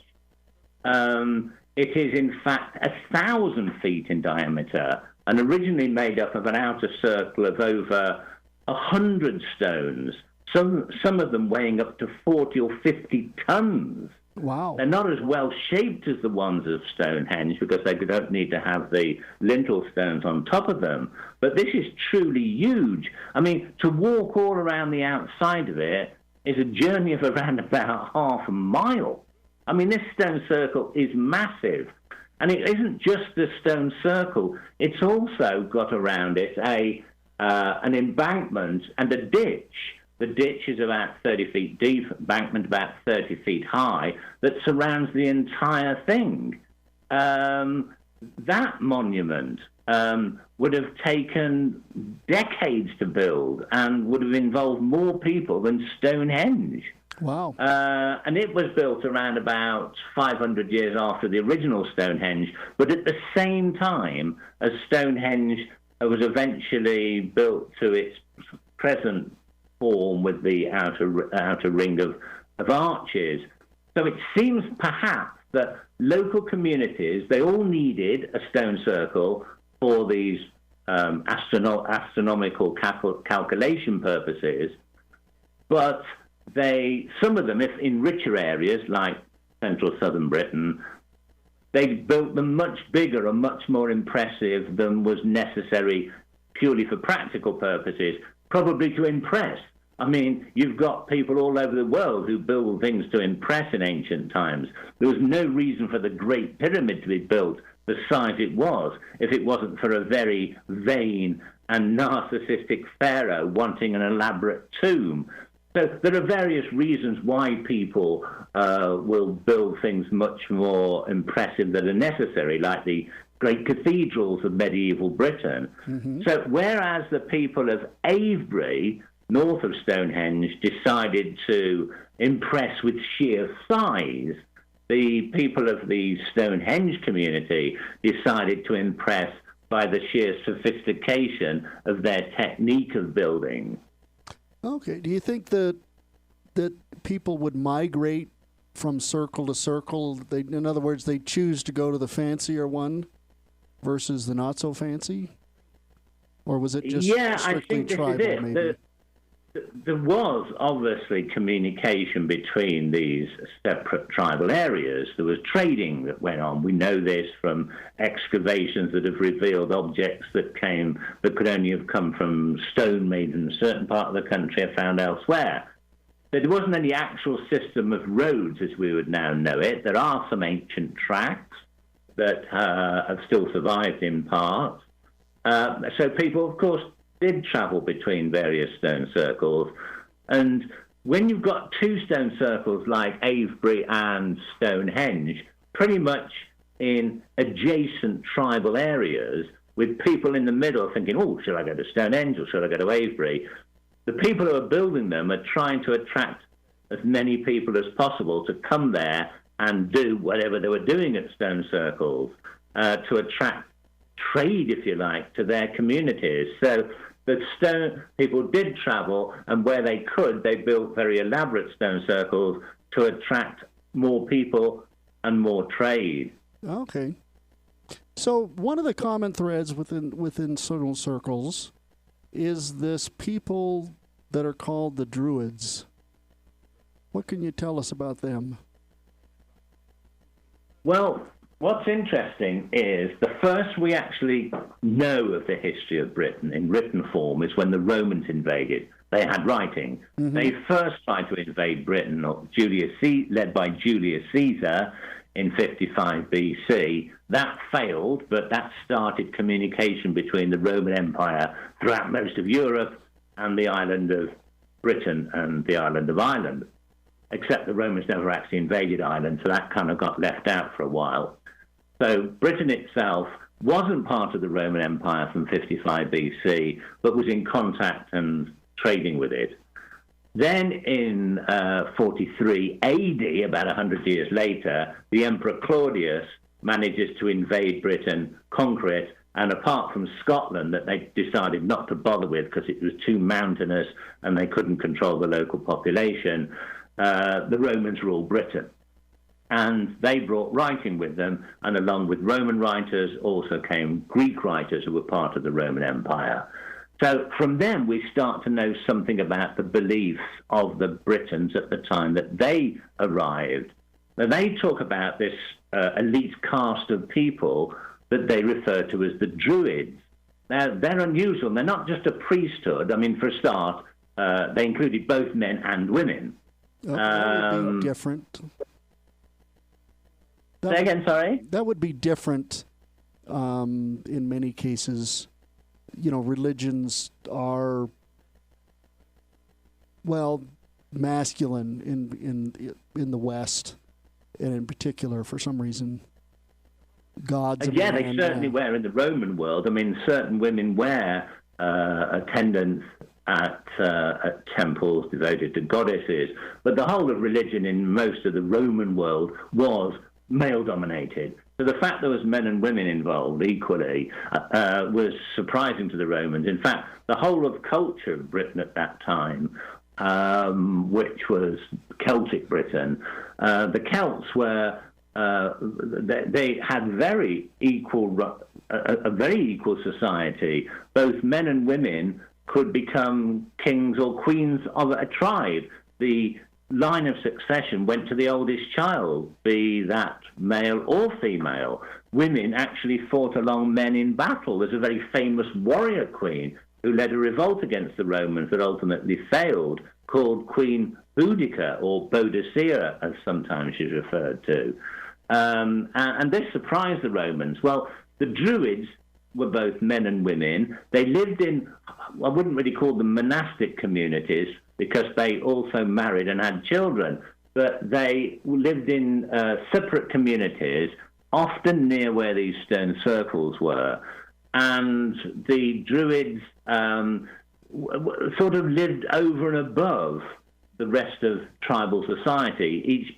Britain was divided into dozens of separate kingdoms when the Romans turned up, all led by a king or queen.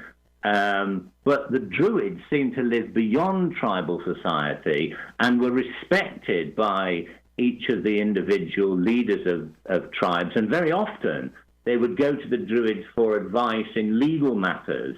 The Druids seemed to be the people that knew not only about the law, but also about many, many practical matters like the manufacture of farm implements and all sorts of things.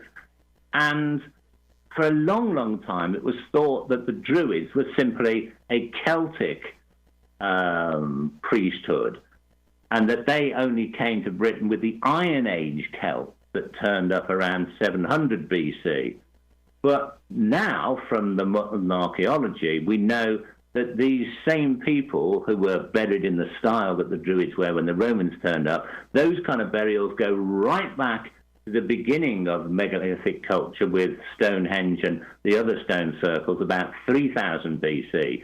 So the Druids had been the people seemingly responsible for whatever was going on at stone circles all the way from the beginning until the Romans turned up, and they were these communities of men and women. Wow. So you talked a little bit about some of the things the Druids did. What tell us more? Well, for a start, they did officiate at religious ceremonies, if we are to believe the Romans. The Romans were also, they very often described the Druids as being quite brutal and sacrificing babies and all sorts of crazy stuff. But the Romans said this about anybody they didn't like. Right. So we have to take that with a bit of a pinch of salt. The Greek writers, who are a bit more learned, they tell us more of the factual side of what the Druids were like. They were peaceful people. Then their main function was as healers. They knew of all sorts of different natural remedies, such as from plant extracts taken from different parts of the plants, cures for headaches, cures for parasites, stomach parasites, all sorts of antiseptics. They even had a form of anesthesia which could put people asleep for perhaps painful operations like amputations.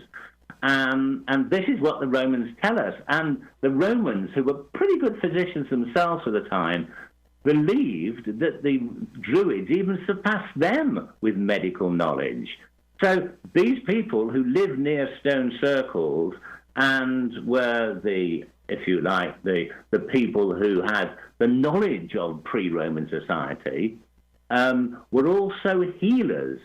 But the knowledge part is really interesting, because writers like Julius Caesar himself tell us that Druids were taken at a very early age. They were chosen as children to be trained with these phenomenal memory techniques so that they could memorize the law, the history, and other technical matters about civilization, because they had no form of writing.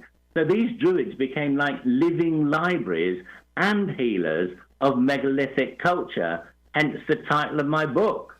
Right, okay. Excellent. Well, we're at the top of the hour. We'll be back and continue this discussion with Graham Lewis and his book, Stonehenge, Wisdom Keepers of Stonehenge, the living libraries of healers of megalithic culture. You want to join the conversation when we come back? 801-25. You're listening to K-Talk Radio. Welcome to Dr. Grimmy's Old Time Medicine Show and Conversation Extravaganza. Step right up, ladies and gentlemen, and any others. If you have something that ails you, a problem, a challenge, a struggle, we have the cure. Are you bored, disdainful, thoughtful, maudlin, frustrated, or constipated? We have the cure that you have been waiting for. Myself, world-famous Dr. Grimmy, and my faithful and erstwhile assistant, Jake the Snake Garn, Cosmic Serpent, master of hidden wisdom, and owner of copious amounts of inner light, we will teach you, you will learn, and you will be happy. And so, my fine ladies and gentlemen, and others, please step right up. All you have to do is listen. We will sell you the right snake oil. It will cure what ails you, and if nothing ails you, it'll cure that too. We will teach you the secrets of the ages and the esotericness of esoteric. So enter with us now into the inner circle of sacred wisdom. Here you will find what you're looking for. Welcome back to the Dr. Grimmy Old Time Medicine Show and Conversation Extravaganza here on AM 1640 KBJA. Every Saturday, talking about things that don't get talked about. Tonight, we're talking about Stonehenge with Graham Phillips, author of the book Wisdom Keepers of Stonehenge, the living libraries of healers of megalithic culture. We've just kind of started a discussion about the Druids, who apparently are these librarians. Go ahead, Mr. Phillips. Well, from what we gather from Roman writers, it seems that these Druids were trained from a very early age, for up to 20 years, to develop these phenomenal memory techniques. They used what perhaps today we would refer to as hypnosis. They use mnemonic techniques, the same sort of thing that mentalists use on stage to remember vast amounts of stuff that they're told. Right, there's a competition that people memorize phone books and tax code books and things like that. Yeah, and there are techniques for doing it that involve visualization. For example, one quite successful one, I used to use it when I was taking examinations when I was younger, and that was that you imagine a route that you normally take every day, say from home to work or home to school, and there are certain landmarks along that, like the gatepost at the end of your drive, a tree, a corner store, and so on. And you imagine yourself going along that route, and you say, right, the first thing I have to remember is whatever it is, and you imagine that next to the gatepost. The next one's next to the tree, and so on. And you visualize this, and it's really easy to then recall all these things by taking this route in your mind's eye and visualizing what's next to the tree and so on. And it really works. Wow. So those and other complicated procedures like that were being taught to these apprentice druids. And they were also chosen from people who scored high, if you like, on a series of tests to discover if they had a photographic memory, or eidetic memory as it's called now, to start off with. So they've chosen people who have got these phenomenal memories anyway. They then teach them various techniques to improve that. And this training takes 20 years. The reason being is that they were creating communities of people to act as collective libraries.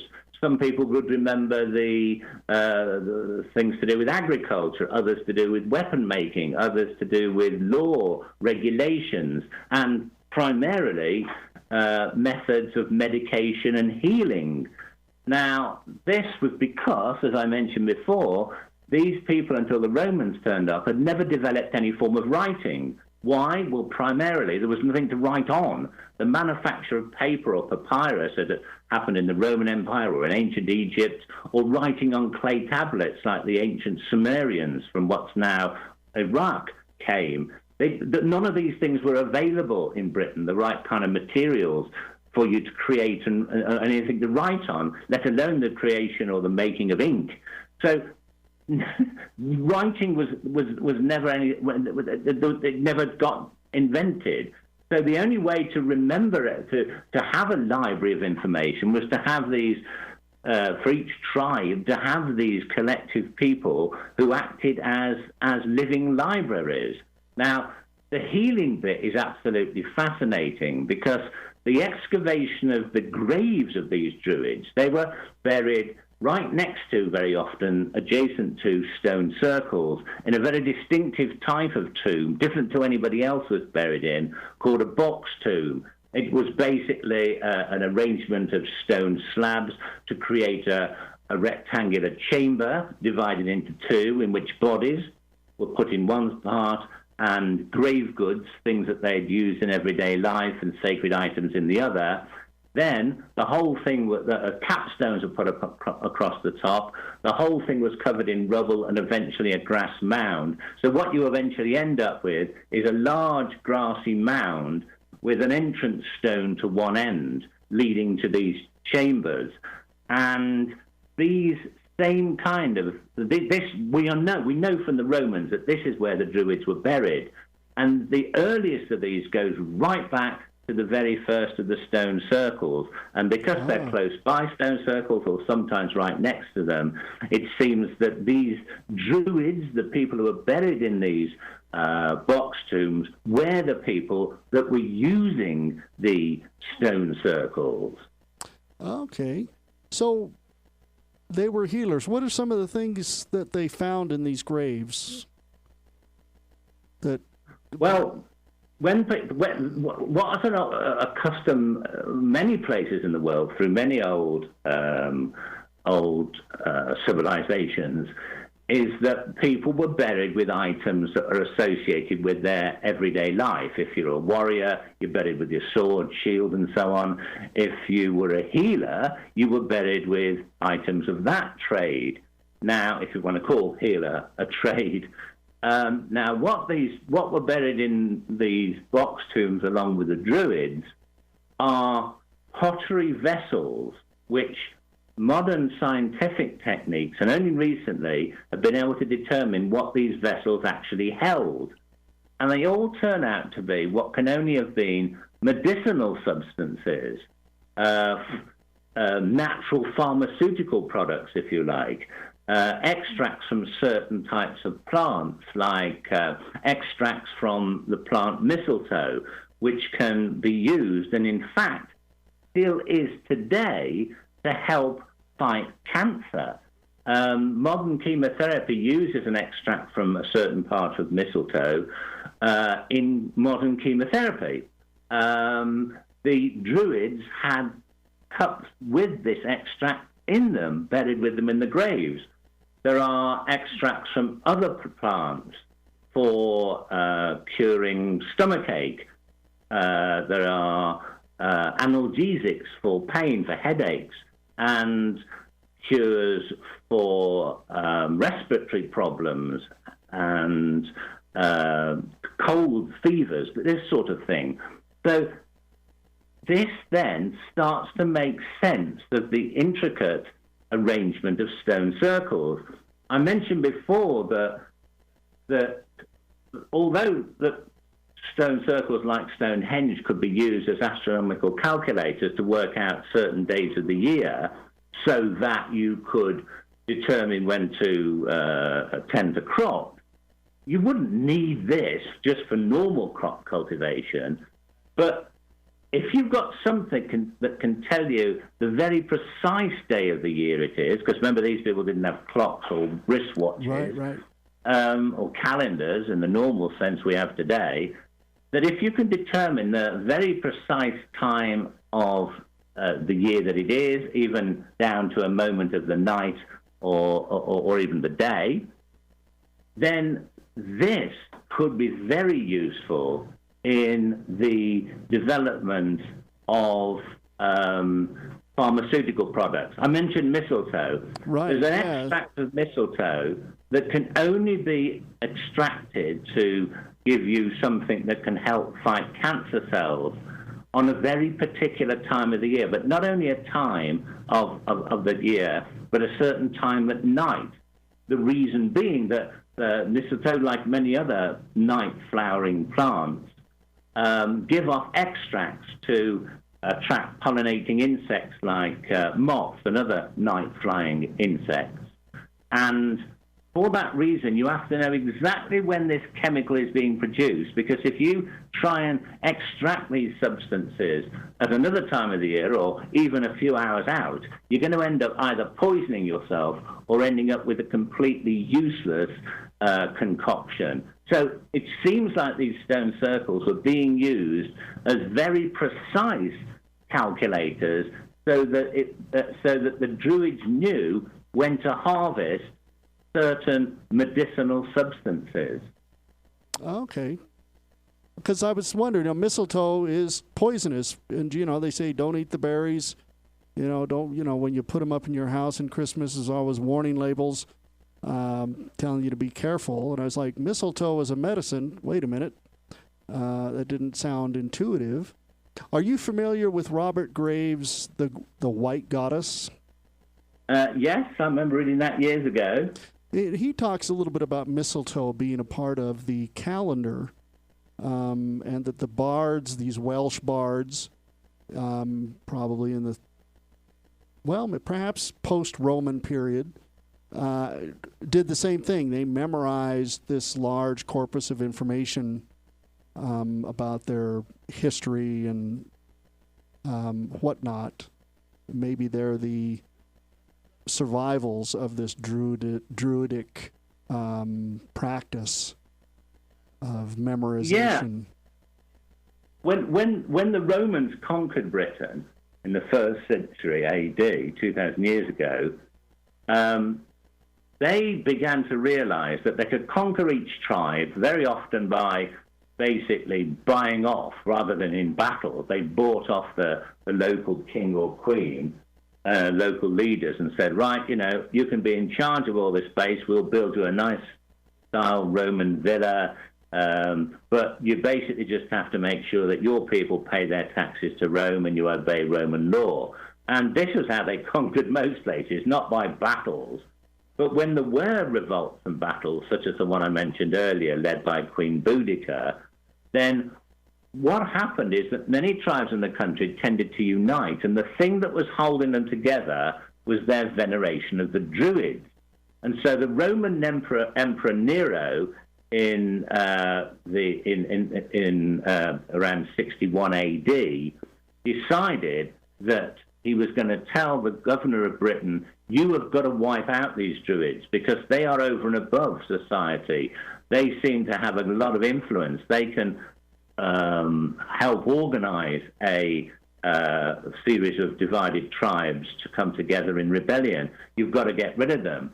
And so over a couple of years, there was a campaign by the Roman soldiers in Britain to pretty much wipe out the Druids. They eventually rounded them all up on an island off the west coast of Britain called Anglesey. And one of the old Roman writers called Tacitus describes in detail how these people were wiped out and slaughtered. They included men, women, and children. That was pretty much the end of Druidism in Britain, although because the Romans never conquered Ireland, it still survived there. And it's from the Druids that lived in Ireland that when Ireland was Christianized in the 400s AD, that fell out of favor with the new Christian chieftains. The Druids became what were known as bards. They were storytellers. They still had these fantastic memories. They were able to remember all sorts of matters concerning things that happened to local tribes. They were wise in the manufacture of weapons.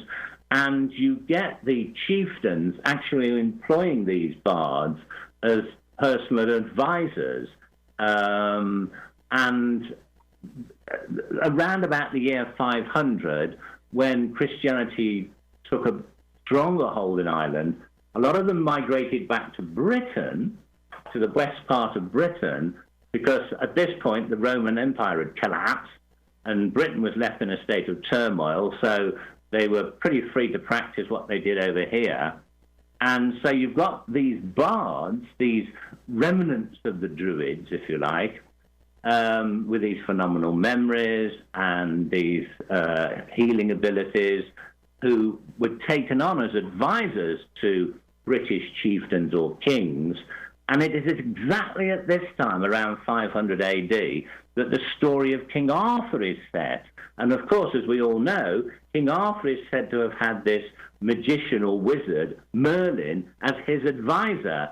And in the earliest stories, Merlin is described as one of these bards. So perhaps the last of the ancient Druids, originally responsible for the building of Stonehenge, is the semi-mythological Merlin.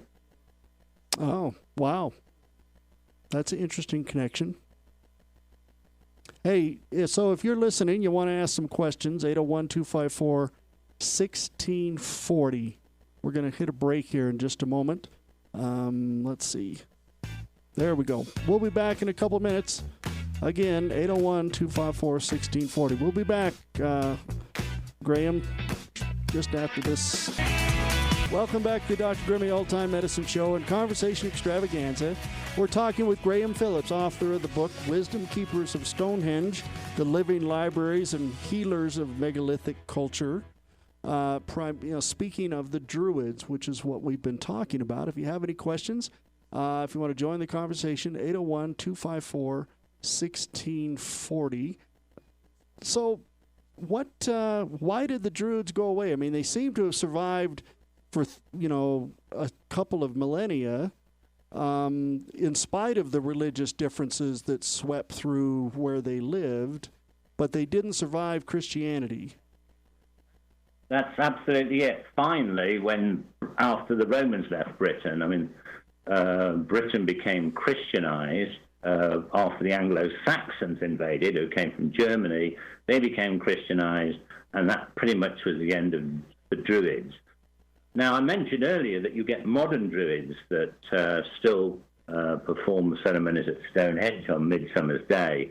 They were basically refounded in the 19th century from what people had read in the old Roman writings and tried to recreate some of their rituals. But unfortunately, many of their ancient medicinal practices that were pretty advanced for their time are only now being rediscovered by archaeologists. So I don't think you'd go to a druid to get yourself cured if you had something seriously wrong with you.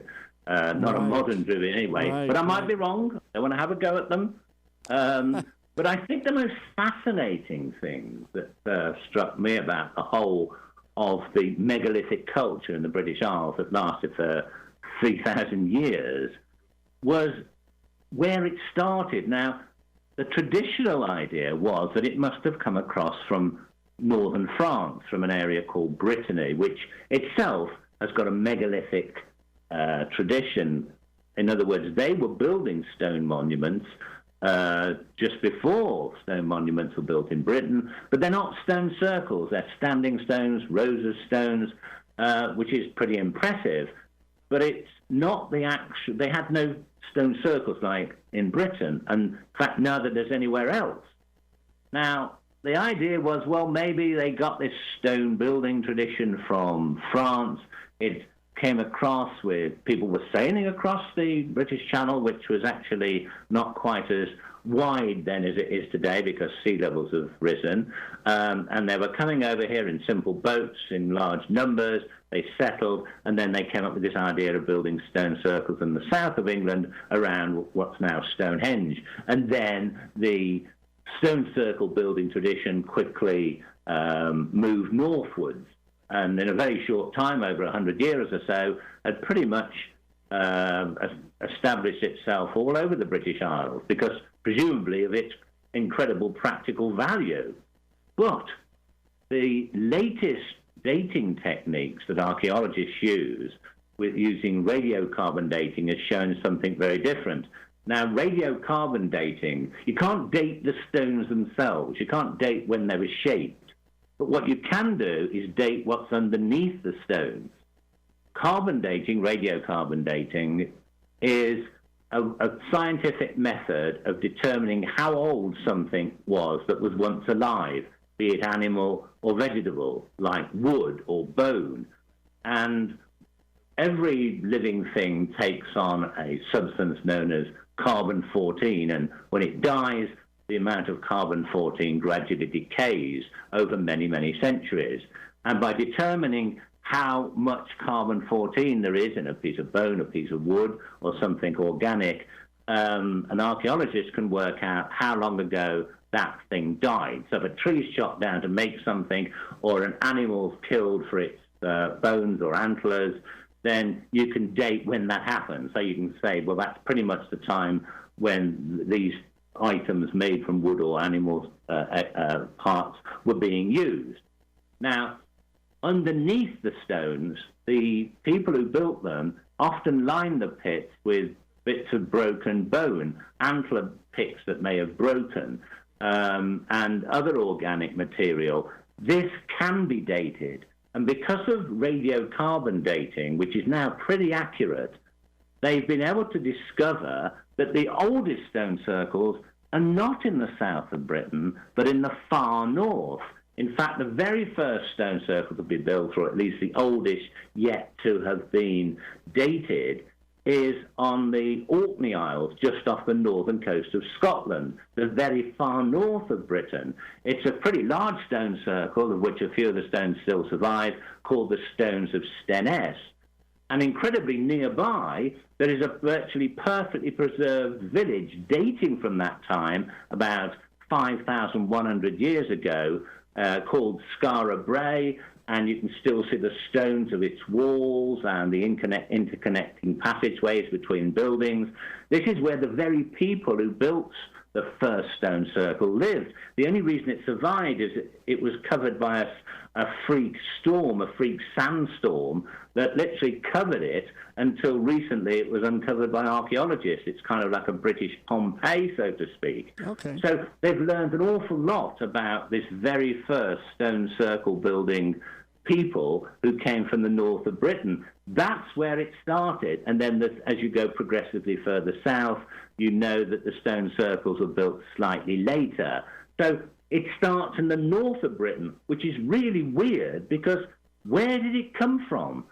In other words, did somebody on the Orkney Isles, north of Britain, suddenly come up with an idea one day, oh, let's start building stone circles so we can cure people? And, well, the kind of tombs that they have there for the Druids or the people who were using the stone circles already have in them the sort of jars containing extracts from medicinal substances, fully formed, so to speak. In order to discover how to use these medicinal substances and exactly what year, what time of the year and so on to harvest them, must have taken an awful lot of trial and error, people dying sometimes trying stuff out that didn't work.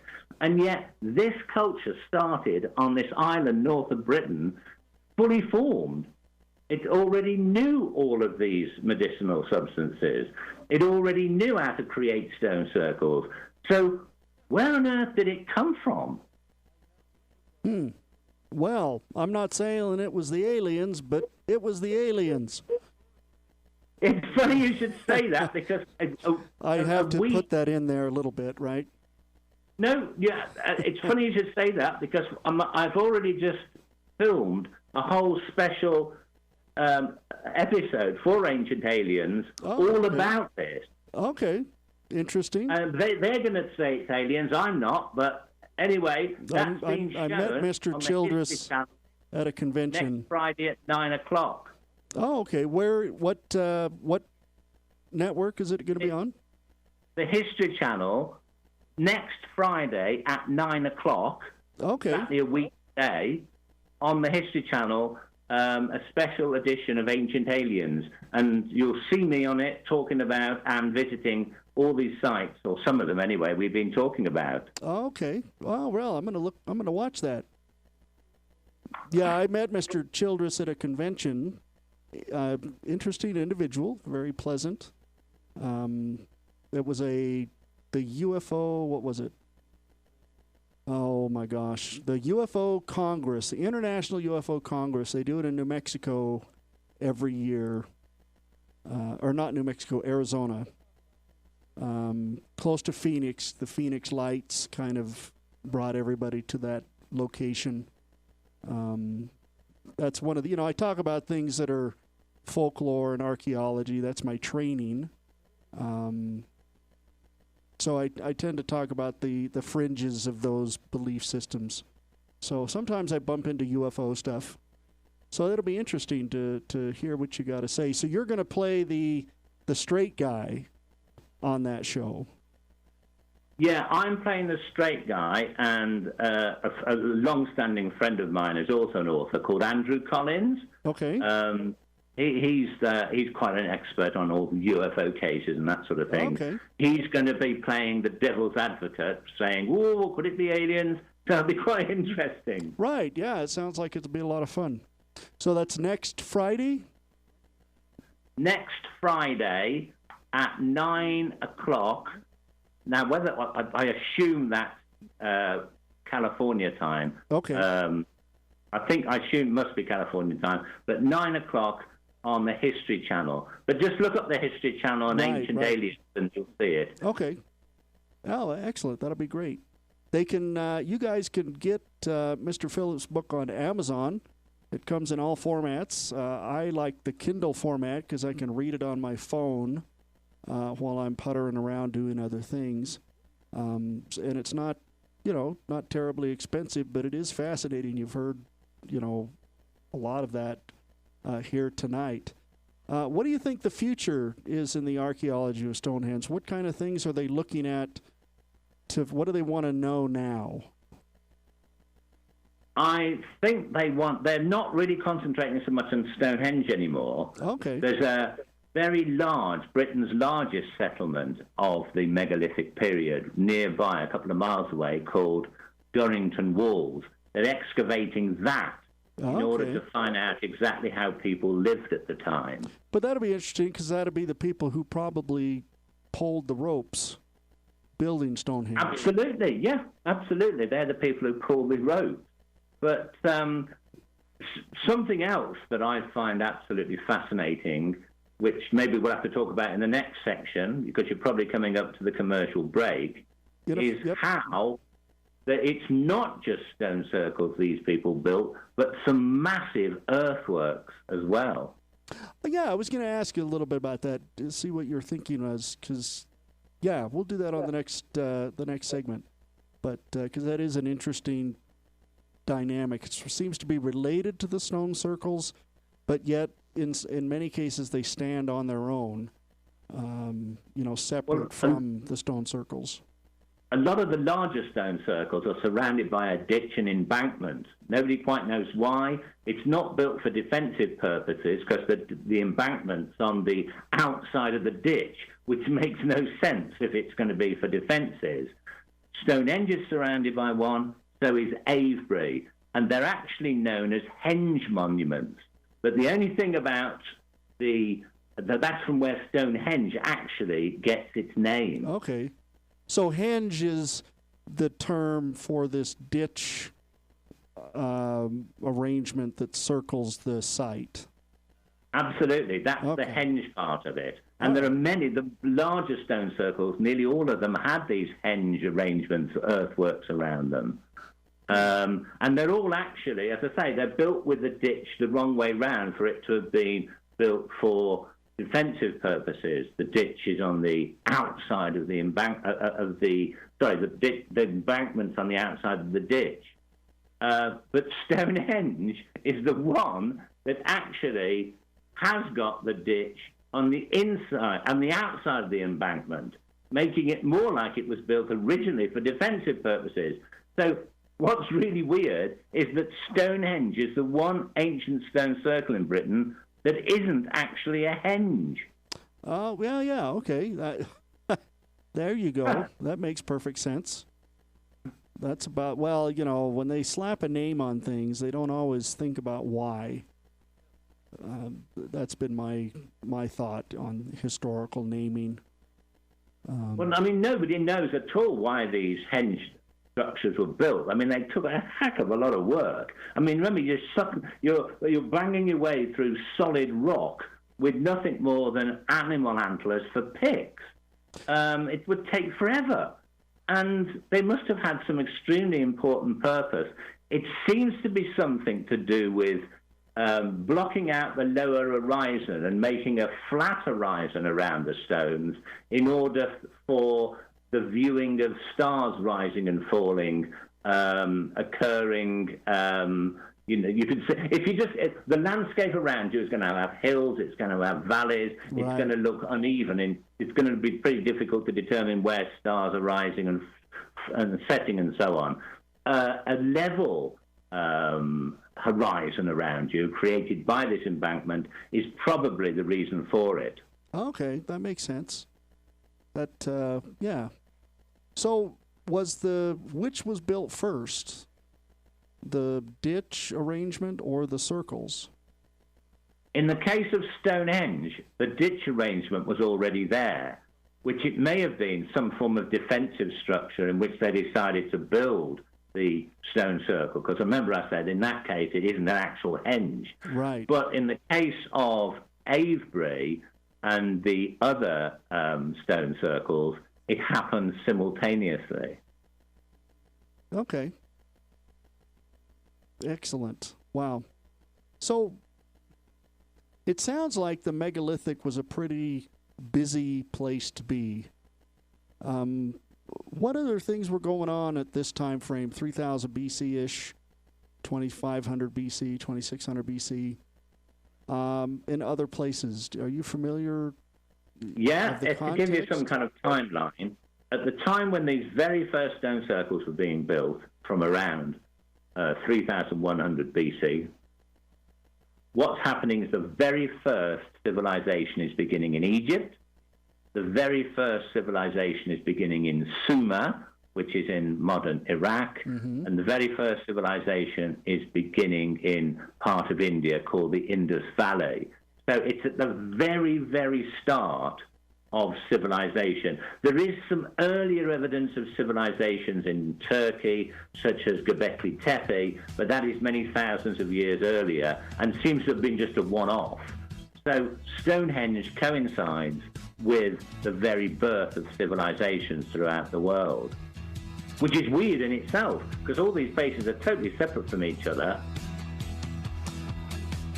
All right, we'll come back after this break and pick up the conversation. If you want to join the conversation, 801-254-1640. This is the Dr. Grimmer Show. We'll be back. AM 1640.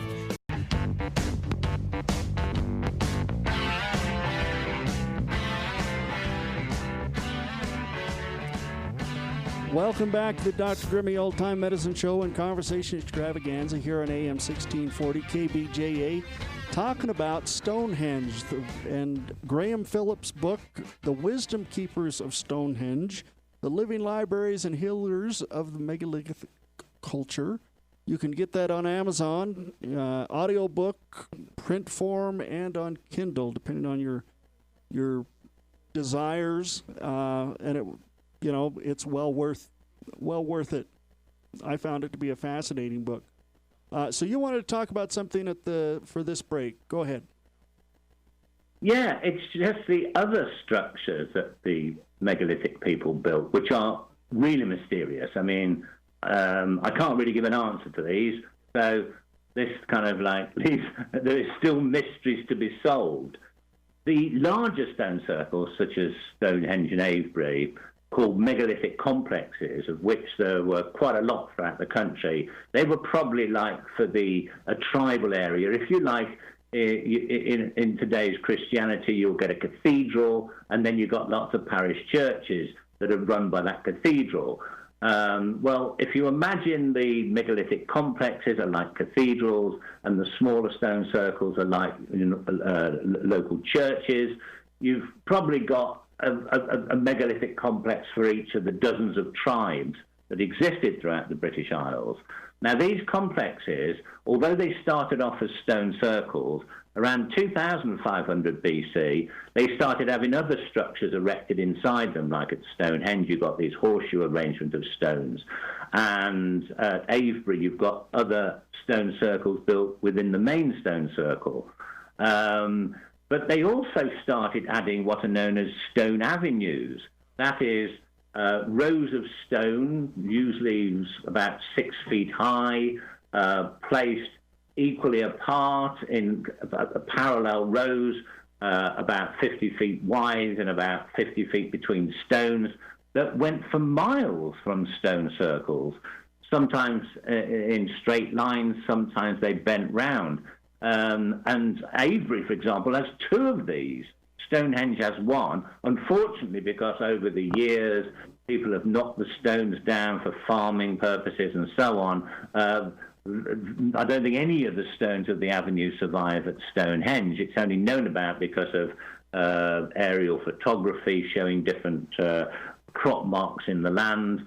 And but at Avebury, one of these stone avenues still survives in part, and it runs for about 2 miles. But there was 2 of these originally.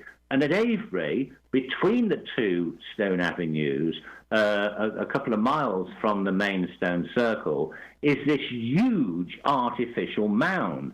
It's over 130 feet high. It covered around about 5 acres. It was once very much bigger because of erosion over the years, and it's made from earth and rubble excavated from the surrounding landscape. And for years, people thought, well, it must be a tomb or something.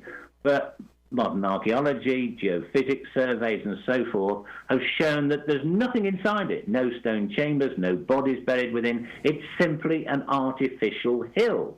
And Stonehenge had one not quite so big that's worn down a lot over the years. And so did the other megalithic complexes. Why were these built? Nobody knows. They're simply artificial hills. And Avebury's one is called Silbury Hill, and it's the largest artificial mound anywhere in Europe. It's a complete mystery. And there's another mystery about the megalithic culture. There are individual solitary standing stones known as menhirs. which can be anything from just a few feet high to about, I think the largest one's around about 20 feet high. They are just single standing stones stuck in the middle of nowhere. And you find them on moorland, and you find them in valleys. You find them everywhere. And obviously only a few of these survive from what they would have originally been before modern infrastructure and farming and so on. And what's fascinating is they do seem to fall in straight lines that connect various stone circles together, certainly on a local level if stone circles are quite close by. So say you walked in a straight line from Avebury to Stonehenge, you might travel a mile or so and you'll see one of these stones originally, and then you'd travel another mile or so and you'd find another one, which may have been ancient routes of some kind, ancient guide stones to tell you you were on the right track. Okay. And in fact, in the 1920s, a man called Alfred Watkins wrote a book suggesting that these were an old form of trackway. He called his book The Old Straight Track, and he called these tracks ley lines. I was wondering, I was going to ask you about those, what you thought of that. He called them ley lines after, he used the word ley because a lot of these stone circles and standing stones appear in areas with the name ley associated with them, like budley or woodley. But actually, ley is an old word for forest or wood, so it doesn't actually mean the name of this stone, these alignments. But if you were traveling through a forest, it might be useful to have a stone every so often to keep you on the right track, because you might get lost. I mean, absolutely. Yeah. But they are you're absolutely right there. But and I think that there certainly are these ley lines or certain alignments of stones locally between various stone circles, because I've tracked them and seen them. Okay. But the idea of them, what they actually were, is quite controversial. Alfred Watkins thought that they were track markers. Some modern archaeologists say, oh, it's just coincidence. You put a number of dots on a map anywhere, and you're bound to find there's so many aligning. Right. And of course, you can't tell now how many of these stones there would have originally been, because a lot of them would have been under roads, cities, towns, and you name it. Right. But the general idea of ley lines was thought up in the 1960s, the ley lines being lines of some kind of geomantic or earth energy, right, was thought up in the 1960s. And the general idea then is that these were some sort of, they channeled some sort of earth energy or mystical force towards stone circles, so that stone circles gained some sort of magical influence. But I'm not quite so sure about that myself. Well, it's a possibility, I suppose. If nothing else, people may have believed that. Whether or not it's true, it still works. Follow the stones and sell us, buy some of our stuff. Very good point. In fact, in China, the practice of feng shui is an ancient practice where they'd build a building on places that they thought held particular sacred significance, and then they would mark out what they called dragon lines by, in their case, wooden stakes and other shrines that connected in direct lines between another larger temple. So ancient Chinese did have what we would refer to as ley lines. They believed that these dragon lines did channel some form of geomantic earth energy. And what they did was they were putting these stakes in the ground, in that they regarded the earth in the same way as they regarded the human body, where you put pins into people for acupuncture, along what they call meridians, these lines of energies throughout your body. So you stick a pin in the sole of your foot and it helps cure stomachache because a line connects the two things together. This is what they thought they were doing with the landscape, channeling energies to temples. And I believe somebody wrote a book called Needles of Stone in, I think it was the late 60s or in the 70s. And that book suggested that these megalithic standing stones between stone circles were the equivalent of acupuncture needles into the earth. Ah, okay, that's interesting. Now, whether or not it actually is true, but it certainly could have been a belief of some kind for the individuals putting them up. Absolutely. So that's what I'm saying is I think it's possible that they believed it. Whether there is earth energy, it's beyond my remit to really speculate. Very true. So what you're going to be doing in the future? What kind of stuff you coming up with? I know you said you worked with the History Channel. What other stuff are you doing? Well, next week I'm doing another Ancient Aliens episode. This one is about the ancient civilizations like Atlantis and Mu and Lemuria that disappeared beneath the waves. So I'm doing something with them. I'm writing a book at the moment all about an ancient mystical society that claimed to have possessed some magic stones that were once supposed to have been in the breastplate of the biblical figure Aaron, the high priest of the ancient Israelites, that they had to wear this breastplate in order to commune with God. Right. I'm basically going in search of that, or whatever the legend originated. Interesting. But virtually everything I do, I make a short film about these things, and I made a 30-minute film all about the things we've been discussing today. It'll show you all these sites and everything to do with them, and it's on my YouTube channel, which is Graham Phillip's Author. That's what I call my YouTube channel. If you just type in Graham Phillip's Author into Google and then put, you'll then come up with all my playlists. But it's just called, I've called it Wisdom Keepers of Stonehenge.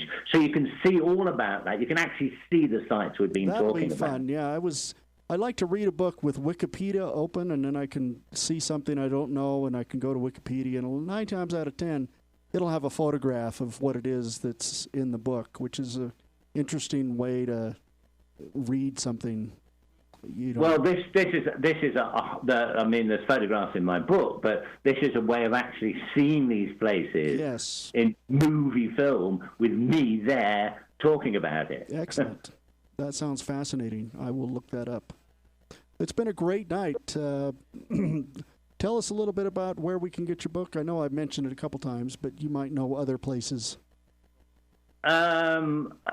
The best thing to do is to go to my website, which is grahamphillips.net, not .com, .net. Just imagine me with a net over my head, then you won't forget it's .net. There we go. grahamphillips.net, and on the first homepage there's pictures of all the books I've done. You just click on one of those, and I give you plenty of information about all my books, plus lots of photographs and illustrations. And you can order the book from that. Oh, okay. Yeah. Excellent. I was interested in the book. You know, I found this in a catalog, and it just sounded fascinating. But in looking at your other stuff, I want to have you on and talk about your book, The Green Stone. I think it's what it's called. Yes, that's a really fascinating paranormal adventure we were involved in 40 years ago, the same time as the Amityville horror was taking place, except that this is even scarier. Wow, and this 40th anniversary edition of the book, Green Stone, is out right now. So when you'd like to have me on about that, love to talk about it. Excellent. That'll be great. It's been a great night. I've had a good time. This has been, talking about Stonehenge and megalithic culture, and that, one of the challenges is that the argument is, well, the aliens had to do it. And, you hear that all the time. Human beings couldn't have done that without outside help. And I don't believe that. I think people are humans are rather capable. And I think they're perfectly capable of building Stonehenge. We may not fully understand how, but I have faith in my ancestors. I like that. That's basically my view of it. I mean, I think the culture at the stone circle building culture began somewhere. We just haven't found it yet. Right. Yeah, it is. It does strike that they would have perhaps showed up from somewhere else. with the archaeology.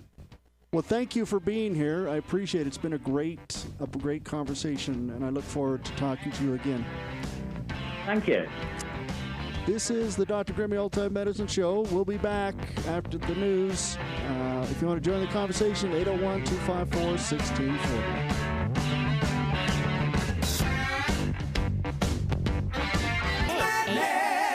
Welcome to Dr. Grimmy's Old Time Medicine Show and Conversation Extravaganza. Step right up, ladies and gentlemen, and any others. If you have something that ails you, a problem, a challenge, a struggle, we have the cure.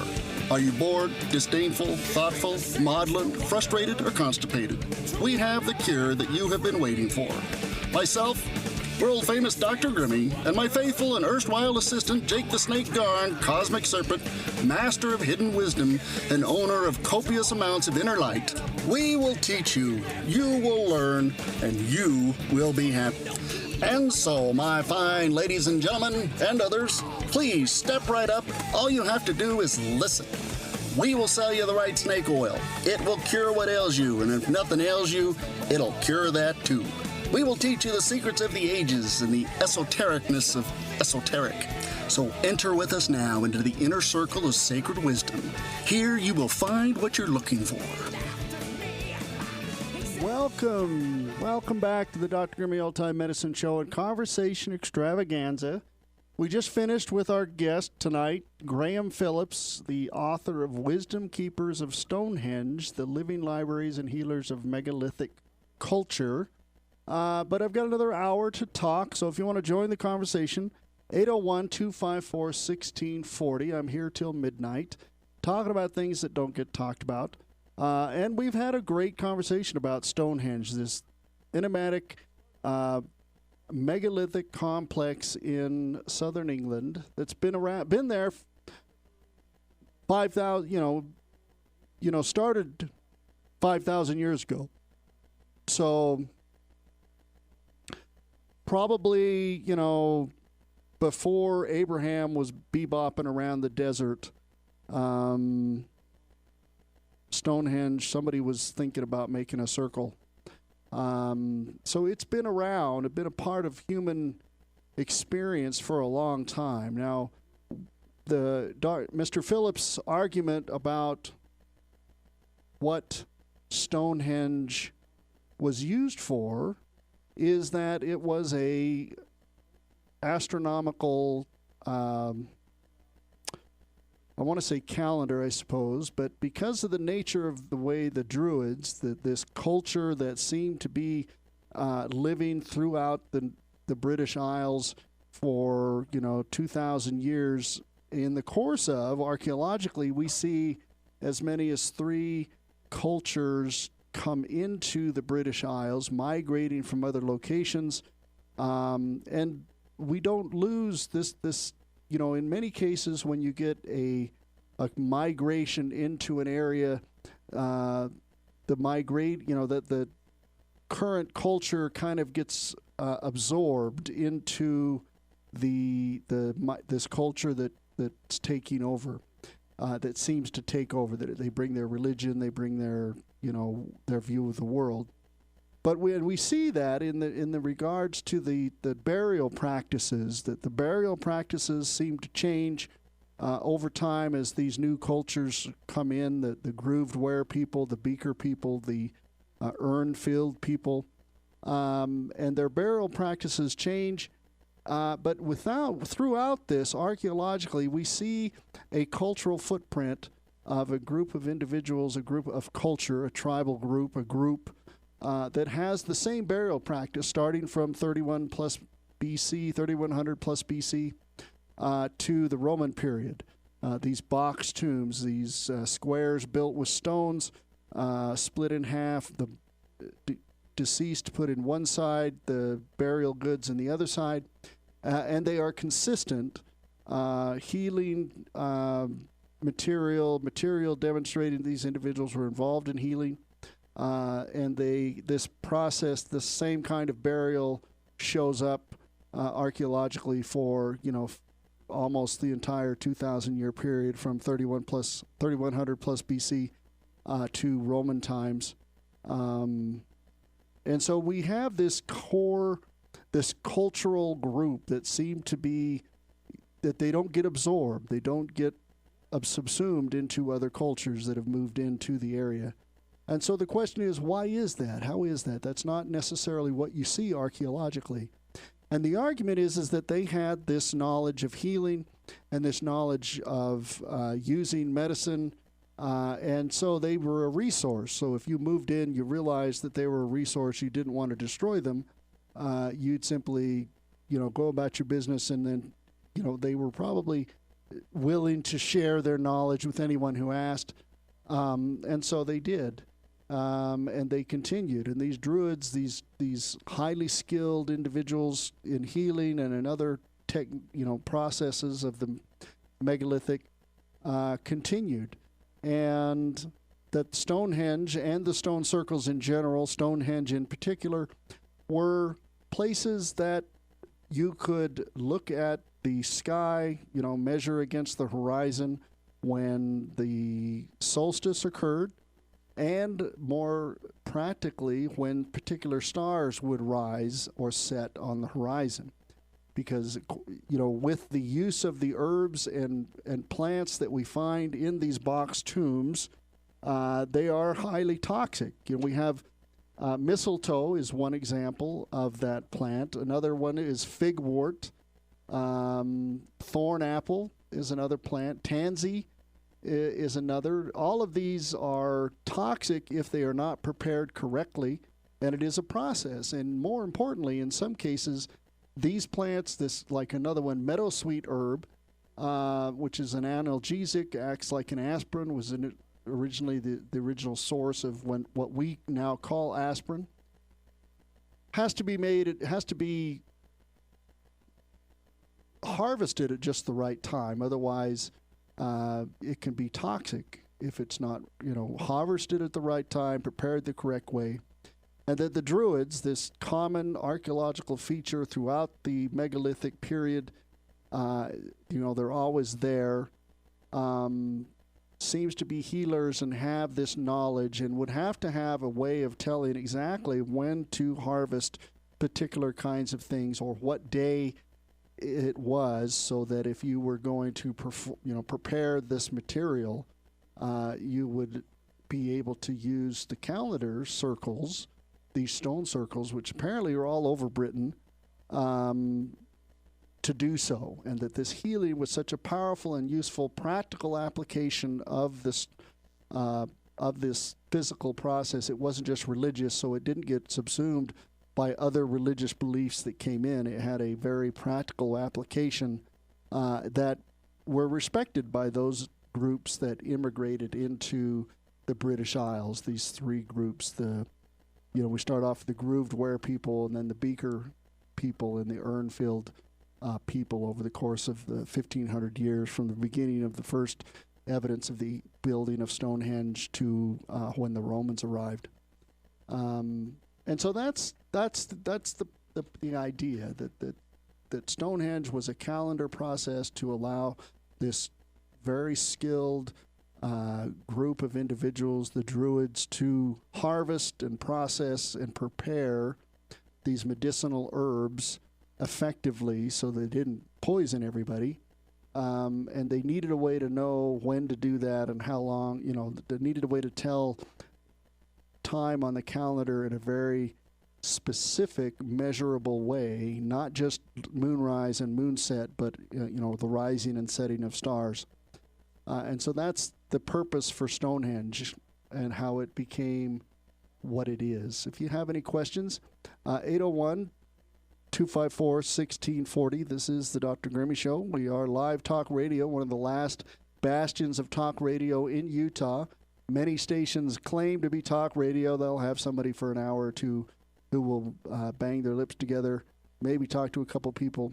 But we try to talk and have a good time doing it, talking about things that, you want to talk about. Now, my show, I'm a little bit picky in that I don't necessarily like to talk politics, because I find that it's such a, there's so much negative emotional energy, and I don't have the skill to be snarky and testy as many of the pundits out there are in saying ill of other people in a kind and, insulting people without actually insulting them. I just don't have the verbal skills to do that. I'll call it like it is and get thrown off the radio. So I try not to talk politics. We can talk religion, though I'm scientifically inclined. I do have a spiritual life, what I would call a spiritual life, but I base it on a process of mysticism, not on religious belief. But that's, again, we can have that discussion, 801-254-1640. And if you have questions or comments about what we've talked about tonight, Stonehenge and the Druids and their connection to each other, please feel free to call and have a conversation. The process of sacred space, of sacred places, in the beginning part of the show, I talked about the idea of these World Heritage Sites, of which Stonehenge is one, because it is a cultural artifact. It's been around from, like I said, it's 5,000 years old, probably just about the time the pyramids were being built. And so it has a significance in this UNESCO, the United Nations, has made a list of these World Heritage Sites that they think are important to humankind as a whole because of the historical or cultural or context of the items or places. And Stonehenge is one of those.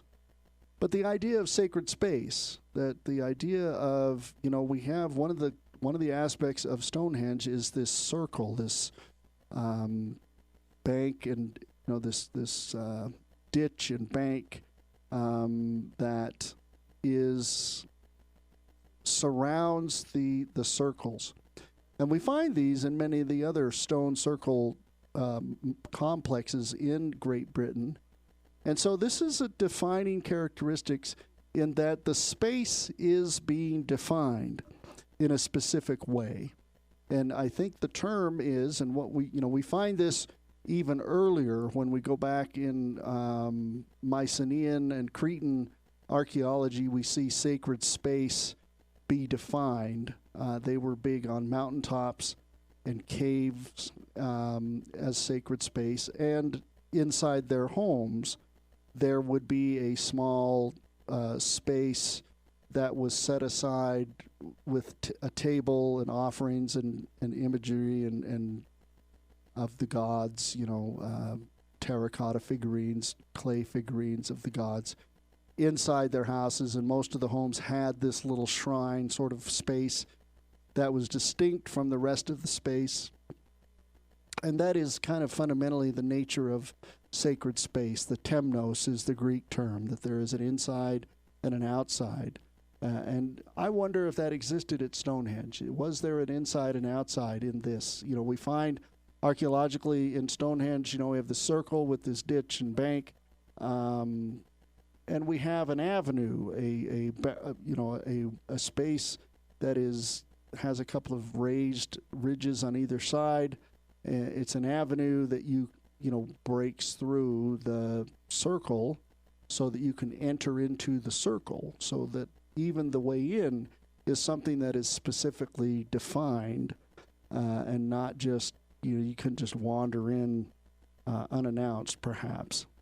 It's hard to know. We don't have a written record. One of the things about megalithic culture is that there were no written record for what they're doing. So we have to, everything we look at has to be we have to have some speculation based on what we see. Archaeologically, we're not able to have them tell us specifically, like in some cultures, in Sumer, maybe about this time frame, we do have written writing where they're telling us their tale.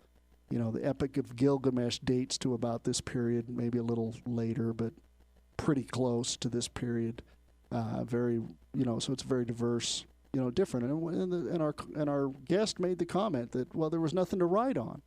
How would you develop writing if you had nothing to write on? What would be the motive or process if you just didn't have that in the world that you lived in? Then why would your brain kind of go in that direction?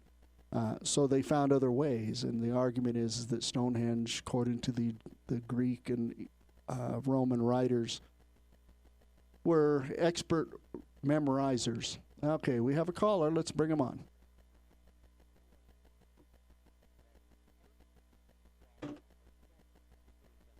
How are you, caller? Welcome to the show. Hello, Dr. Greeley. How are you? Good. I was wondering. Okay, you got the axis. You know, the planet rotates on an axis, right? Right. Okay, and that gives us, as it goes around the sun, that gives us our seasons. Yep. And okay, now there's the wobble, which is like 8,600 years, right? Where our wobbles, the axis wobbles around. Okay, yeah, there is a bit of a wobble. Yep. Yeah, well, that's what causes,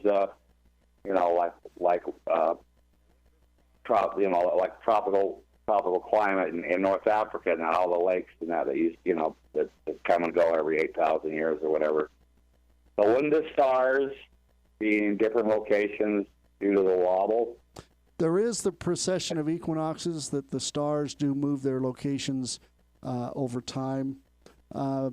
And they do not currently, wouldn't necessarily match up directly with what you would see at somewhere like Stonehenge today. One of the discussions is that the circle of stones allows you to correct for that. The Stonehenge existed for 1,500 years, 2,000 years, and it was updated. It wasn't just Stonehenge and stayed that way. They would build a circle, they build a ditch, and then they build a circle, and then they build another circle, and then they put, over several hundred years. And so the argument is that they were taking into account this precession and adjusting, putting new stones up to do the same thing. Okay. Well, that's all I had. I was just wondering on it, because I remember going to the Hampton Planetarium years and years ago, and they said, well, they'll go back to the time of Christ, and so all the stars just changed completely, So it would be different. I don't know about completely, but it would certainly, where they rise on the horizon would be different. Where they would necessarily be in the sky might be different. And the ecliptic, the line that the sun takes across the sky would change over time. And that, it would appear the ancient people recognized that. That'd be a good reason for the flat tops to get up there with your chalk and remark it. Right. It wouldn't matter if they moved over 1,000 years. You'd still have a spot to see them. A little stone on top of the big stones or a little, All right. Well, I enjoyed your show tonight. That was really interesting. Okay, thank you for listening. Yeah, okay. Yeah, I listen a lot. I just don't. He's going to be on the History Channel next Friday, apparently, talking about Stonehenge. This particular topic, yeah. Yeah. I'm looking forward to that. That sounds interesting. Okay. Well, I haven't watched TV for years. Maybe there's one here. So. Well, you can do what do they call it? You can do whatever, Google.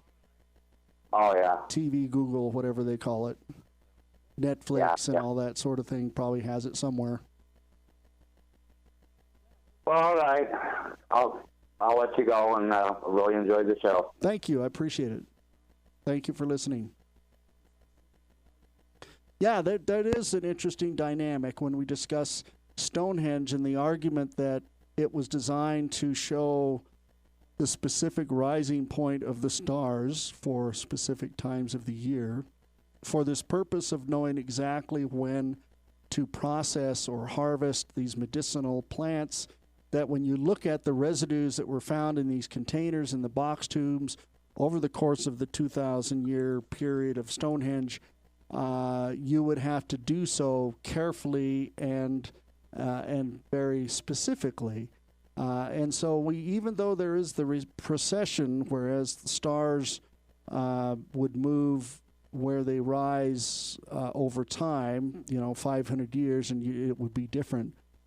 You find that the Stonehenge is developed. It starts off as this ditch and maybe some wood, a circle of stones, You get the inner circle of stones with these lentils put on it, the stack, kind of the 2 stones and then one on top.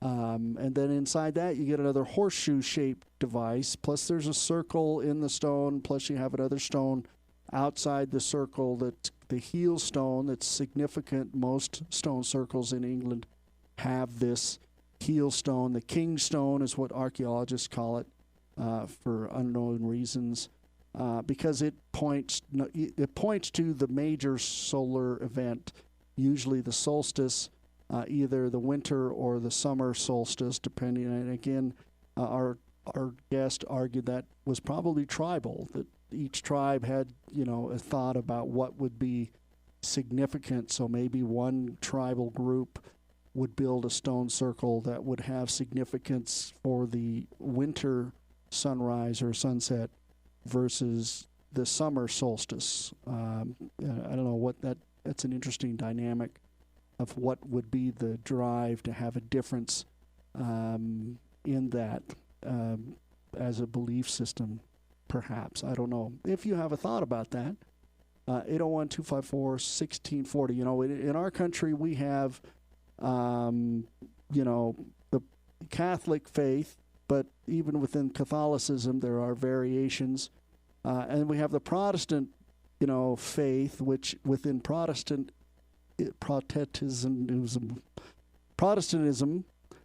you have dozens, hundreds of variations of things that are emphasized versus not emphasized.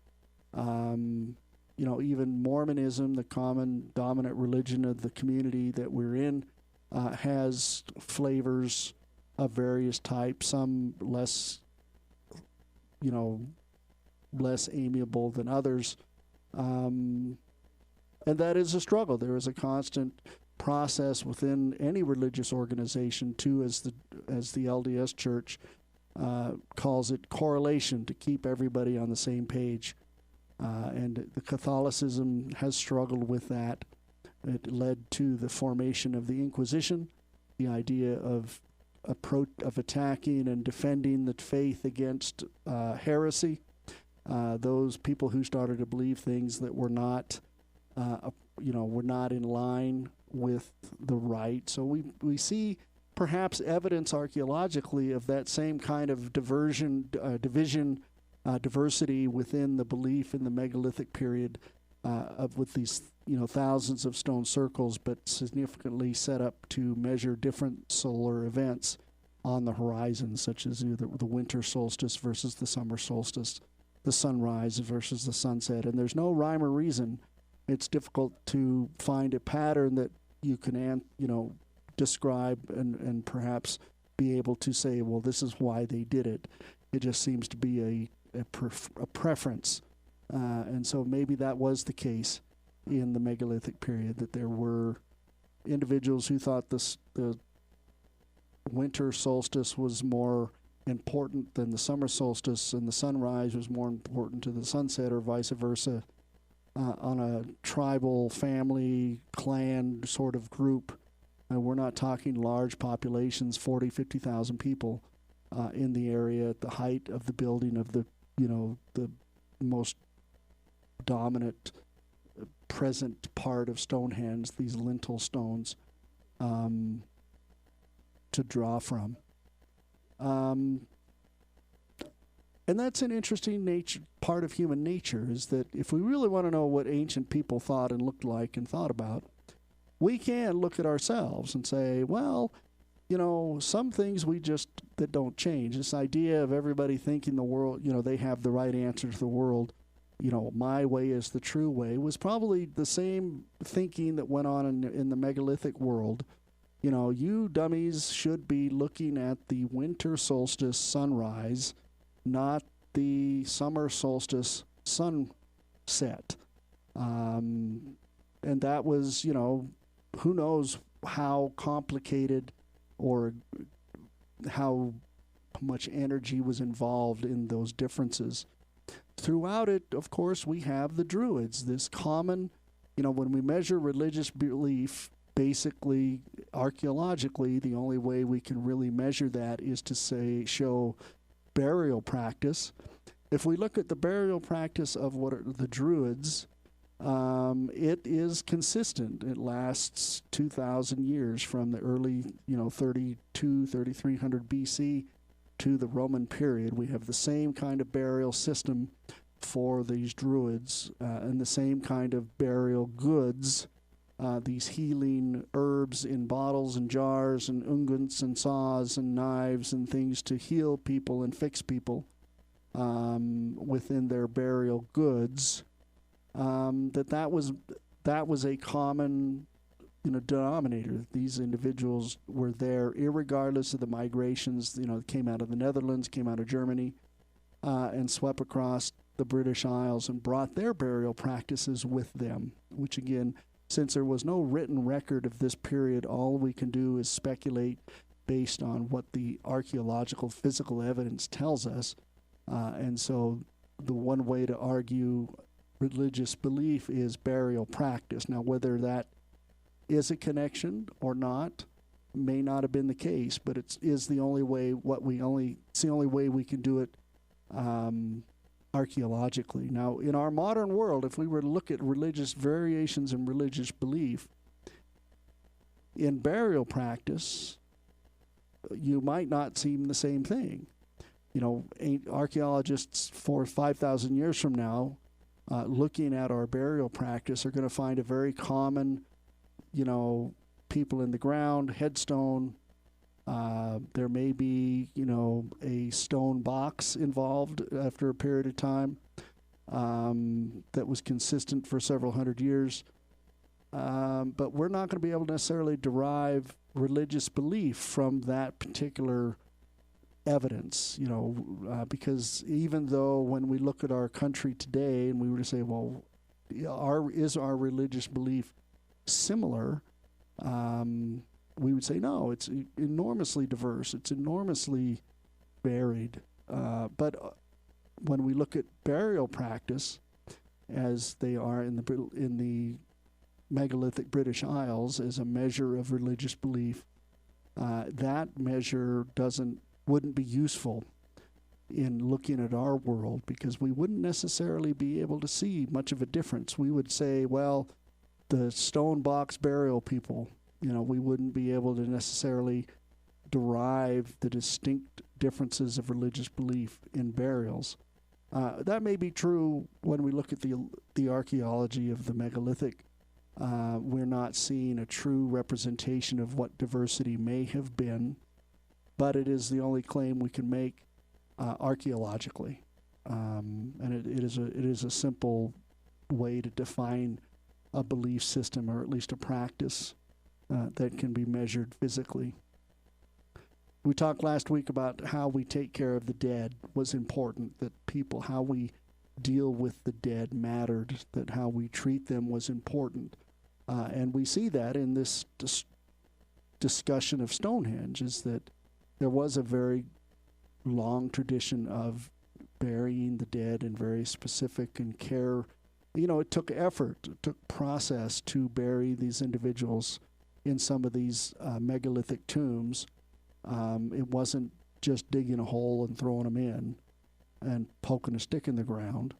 There was a lot of effort involved. Even the stones, for these box tombs that the Druid culture was buried in, would have required a lot of effort to bring to the location. It's hard to say, it doesn't, when we compare them to the size of the stones at Stonehenge or the other stone circles, it may not seem like a big deal, but it's still a lot of work and a lot of effort, and it's far more work and effort than just digging a hole. And so that was important to that community. It's hard to say if there was a difference between the common burials and the burials of the elite. In some cases, we find, even in our culture, the people who have more money or higher status have bigger, brighter, and fancier tombs than others. And so maybe that archaeologists will be able to show the economic differences more effectively than perhaps the religious difference. Though, if we look at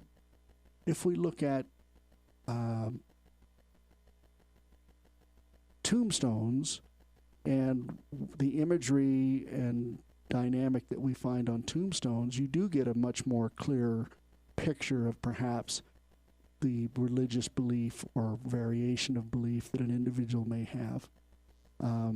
It's hard to say. We don't find writing in the ancient world, at least in megalithic England, so it's hard to say. Other places, we can read the writing and kind of know what the names of the gods were, but not in megalithic England. We don't get writing until the Romans show up, when they bring Latin and start to have these discussions. Our first discussion of the Druids comes from these, Latin writers. Tacitus talks about one of the ceremonies was the ceremony of the owl and the cow, that the Druids would have a ceremony that would involve the sacrifice of a couple of bulls. Interestingly, we find archaeologically that bulls are seemingly to be a big deal religiously. The idea of, the horns, the curved horns, seems to be an icon in religious temnos, in sacred space, what we believe to be sacred space, in the Cretan Minoan civilizations, on up into classical period Greece. And we see the Druids having the same kind of importance, having sacrifice of bulls with gilded horns. He gives a description of this sacrifice, this ritual that the Druids performed. I don't know if the Druids, like our guest talked about, these modern day Druids who have kind of taken some of the early writings from Caesar and Tacitus and others and try to derive in a Christian theological term, a kerygma, a teaching of what Druidism is. I don't know if you would be able to have a bull sacrifice, at least 2 bulls. I don't know if the animal rights people would what they would think. Which poses an interesting question. I'll put this out as a question. Is an individual who wants to sacrifice animals, and let's talk about Santeria, which is a syncretist religion between African practice and Christian theology kind of mashed together, where they do practice the idea of sacrifice in a Christian context, is because there's a Christian template over the top of Santeria, even though most Christians would kind of scratch their heads and argue that it's not. There is a great deal of skeleton of Christianity involved in Santeria. This idea of sacrificing using blood to accomplish, spiritual goals or process is an important part of that disease. And there have been discussions, against practitioners of Santeria who sacrifice chickens and other animals for their religious beliefs, that's animal cruelty and they shouldn't be able to do that. What do you think? Is that persecution or is it prosecution? Let me know, 801-254-1640. Have a caller. Let's see what they got to say.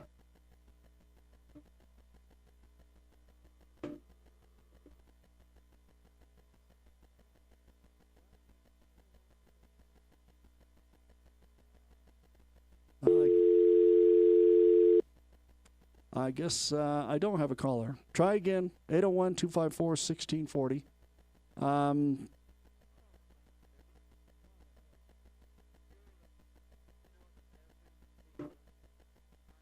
How are you, caller? Welcome to the show. Oh, Dr. Grimmy. Hi, how are you? Curious, did you know that every single minor prophet in the Old Testament and even in the New condemn blood sacrifice? Well, that's interesting because it's a very common thread of Judaism. In fact, we find in Ethiopia, was it Ethiopia? Ethiopia, we find a group of Jews who have been practicing what is essentially Judaism. The individuals who left the court of David and went back to Ethiopia, they're practicing pre-exilic Judaism and have been since that time, sacrificing animals according to a calendar and a schedule. And many of them were immigrated to Israel when they discovered that they were living this large, quote, Jewish population in Ethiopia.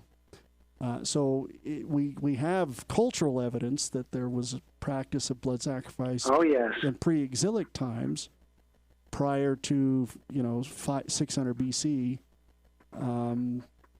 And then we have that at the Temple of Herod. We have in Solomon, etc.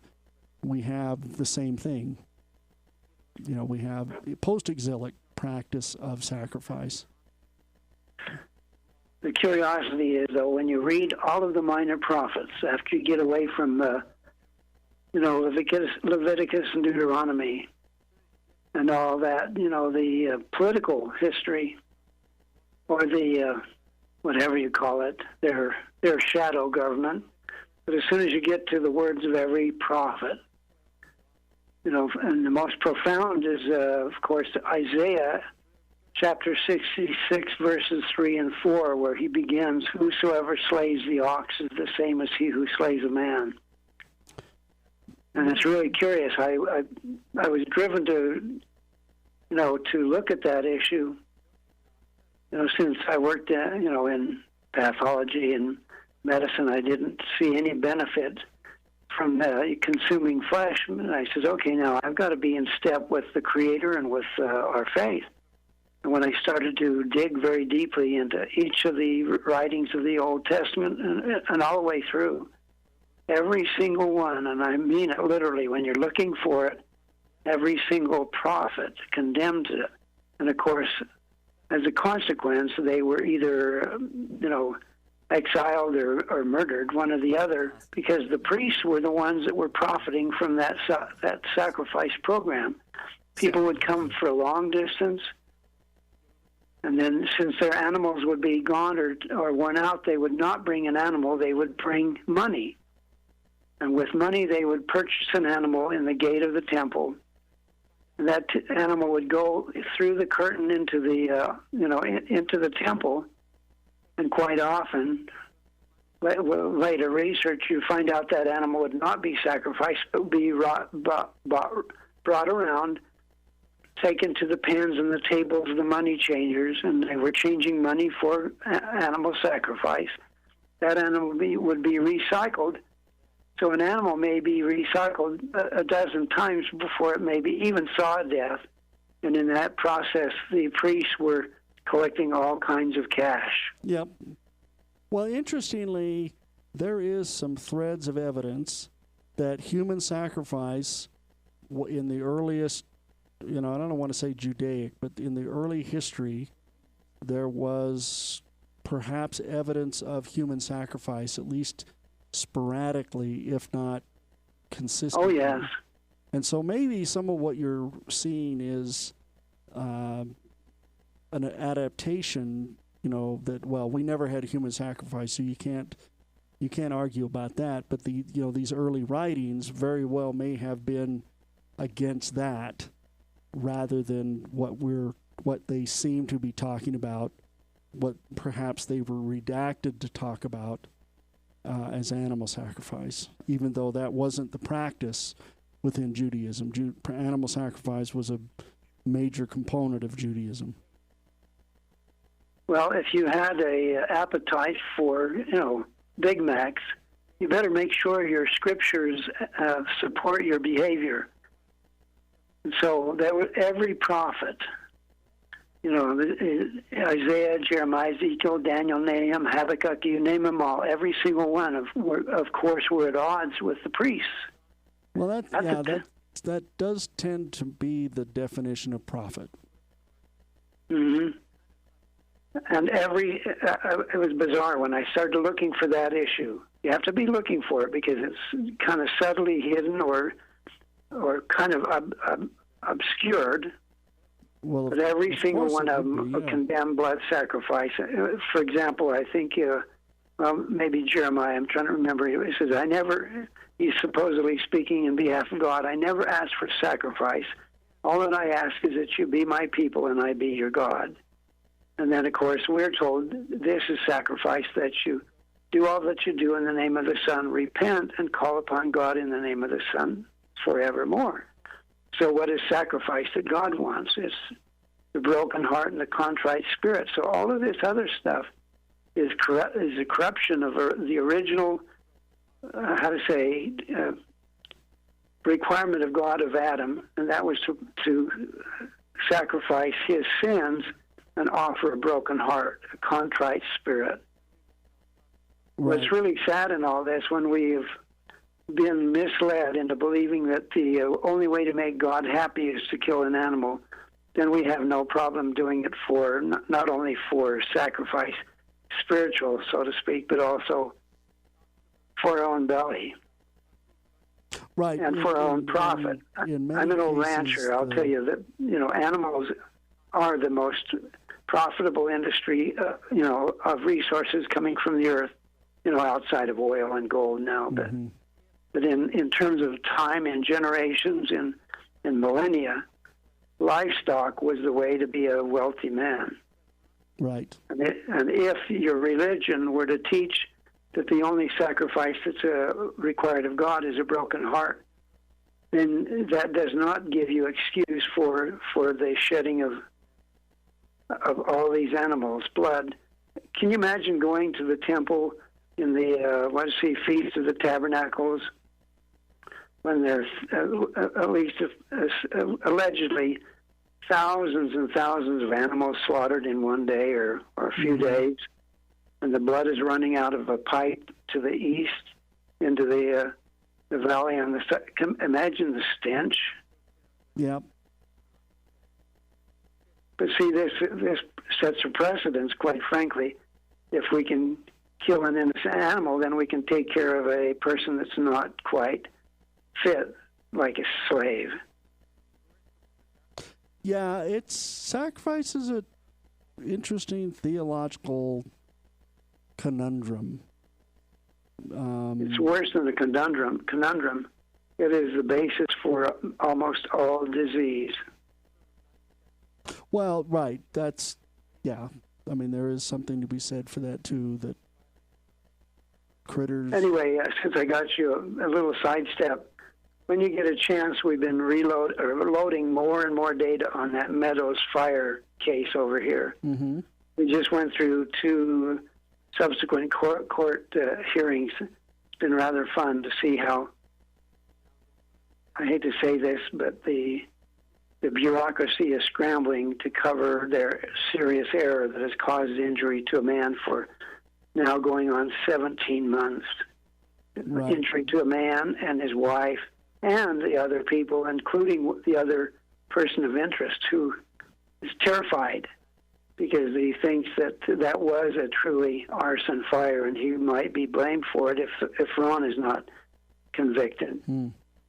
But in fact, it was a simple garbage spill and ignited accidentally. But nobody wants to admit that once they publish that story. But anyway, when you get a chance, go to meadowsfire.com and check out what we have added to the information on that website. All right. Oh, yeah. Also, with the cold weather coming, cross-link over into Gassing America, where I'm exposing that ventilation problem in the mobile homes. I know everybody listening's been burned out, but you haven't, so I'm going after you. Fair enough. Well, this is talk radio, and you can talk. The other listeners say, "Oh, shut up, Tom. We've heard this before." Right. Well, it's all right. Dr. Grimmy hasn't heard it that much. Well, do you listen every night with SP and everybody else? I work at night, so I'm not able to listen. Shame on you for working. I listen a little bit here and there, but I don't catch much I don't catch the whole show. Well, you know, Besides, that work I'm the is not only that show. I'm the only show you should be listening to. Well, you know, that work is not that good for you. Well, tell me about it. It prevents you from getting a lot of rest. That's it. 4-letter word ends in K. Yeah. Anyway, you've been having a fun discussion. It was a good show. I thought we had a good guest tonight. And by the way, isn't there kind of an equivalent of that in South America? I know where there's an equivalent. It's called Georgia Guidestones. Those are in there. Right, and I did a show on the Georgia Guidestones where I talked about the 10. Well, I think I figured out one of the mechanisms that they are attempting to fulfill that dictum, to reduce the population, especially to get rid of the breeders and eaters. Well, there is people who believe that population is an issue. Normally, the population gets resolved kind of naturally. We get enough people and there's enough saber-toothed tigers to eat the extras, right? The slow extra ones. Or the disease, it's a large population, so disease is able to get have a much more powerful impact. But in this modern world, we've removed all of those evolutionary pressures. Well, they're not removed. They're just kind of hiding in the background. All flesh, by the way. As the population gets bigger, there's just more opportunity for those pressures to exert, whatever they might be. Right. Famine is a pressure. Not enough resources, people are going to starve. That's math. And since we poisoned the planet, the planet's own immune system is beginning to fail. When the planet's immune system fails, our immune system is not going to be able to prevail over it. Well, I mean, that's my experience. I should. Yeah, we very well may destroy ourselves. I mean that's a possibility. Humans are very short-sighted. We're kind of stupid, don't you think?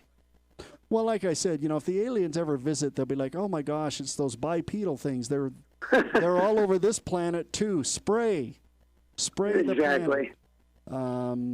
That's what they were doing in the War of the Worlds, right? Right. Yeah. They're at this planet too. Every time we turn around, they're all over the place. We're like the cockroaches of the universe.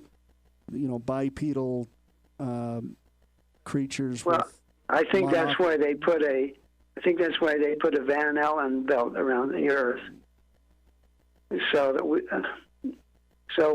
we wouldn't be able to escape and go out and infect the rest of the universe. Well, okay. That the distances involved may be kind of a natural. Well, if they can cruise by and check on us, there is a way. Well, if that's the case, if they are doing that, then yeah, somebody's figured it out. There was an interesting short story about that where the aliens are talking to each other. It's like, they're bags of meat. And they're like, bags of meat? What are you talking about? No, they're bags of meat. I said, we can't associate with bags of meat. That's just crazy. In fact, put a sign up. Nobody can talk to anybody on this planet. And, the final line is, and, how alone would you be in that universe as bags of meat? Nobody in the universe wants to talk to us. They could put a big sign up that says Soylent Green Storehouse. Yeah, that's it. Or the other side is an alien could be like the human flesh eating protein creatures. No gag. Will be lunch. But again, the distances seem to preclude that, unless there's some technology that mitigates the distances. We're probably stuck here for a while. Well, we might be actually sitting inside of a large projection room, like the planetarium, and they project the stars out there in space, and we think we're a long distance away from the next population. There is an argument that we are a part of a simulation, that this is just a process that was created to play out, to come up with the number 42.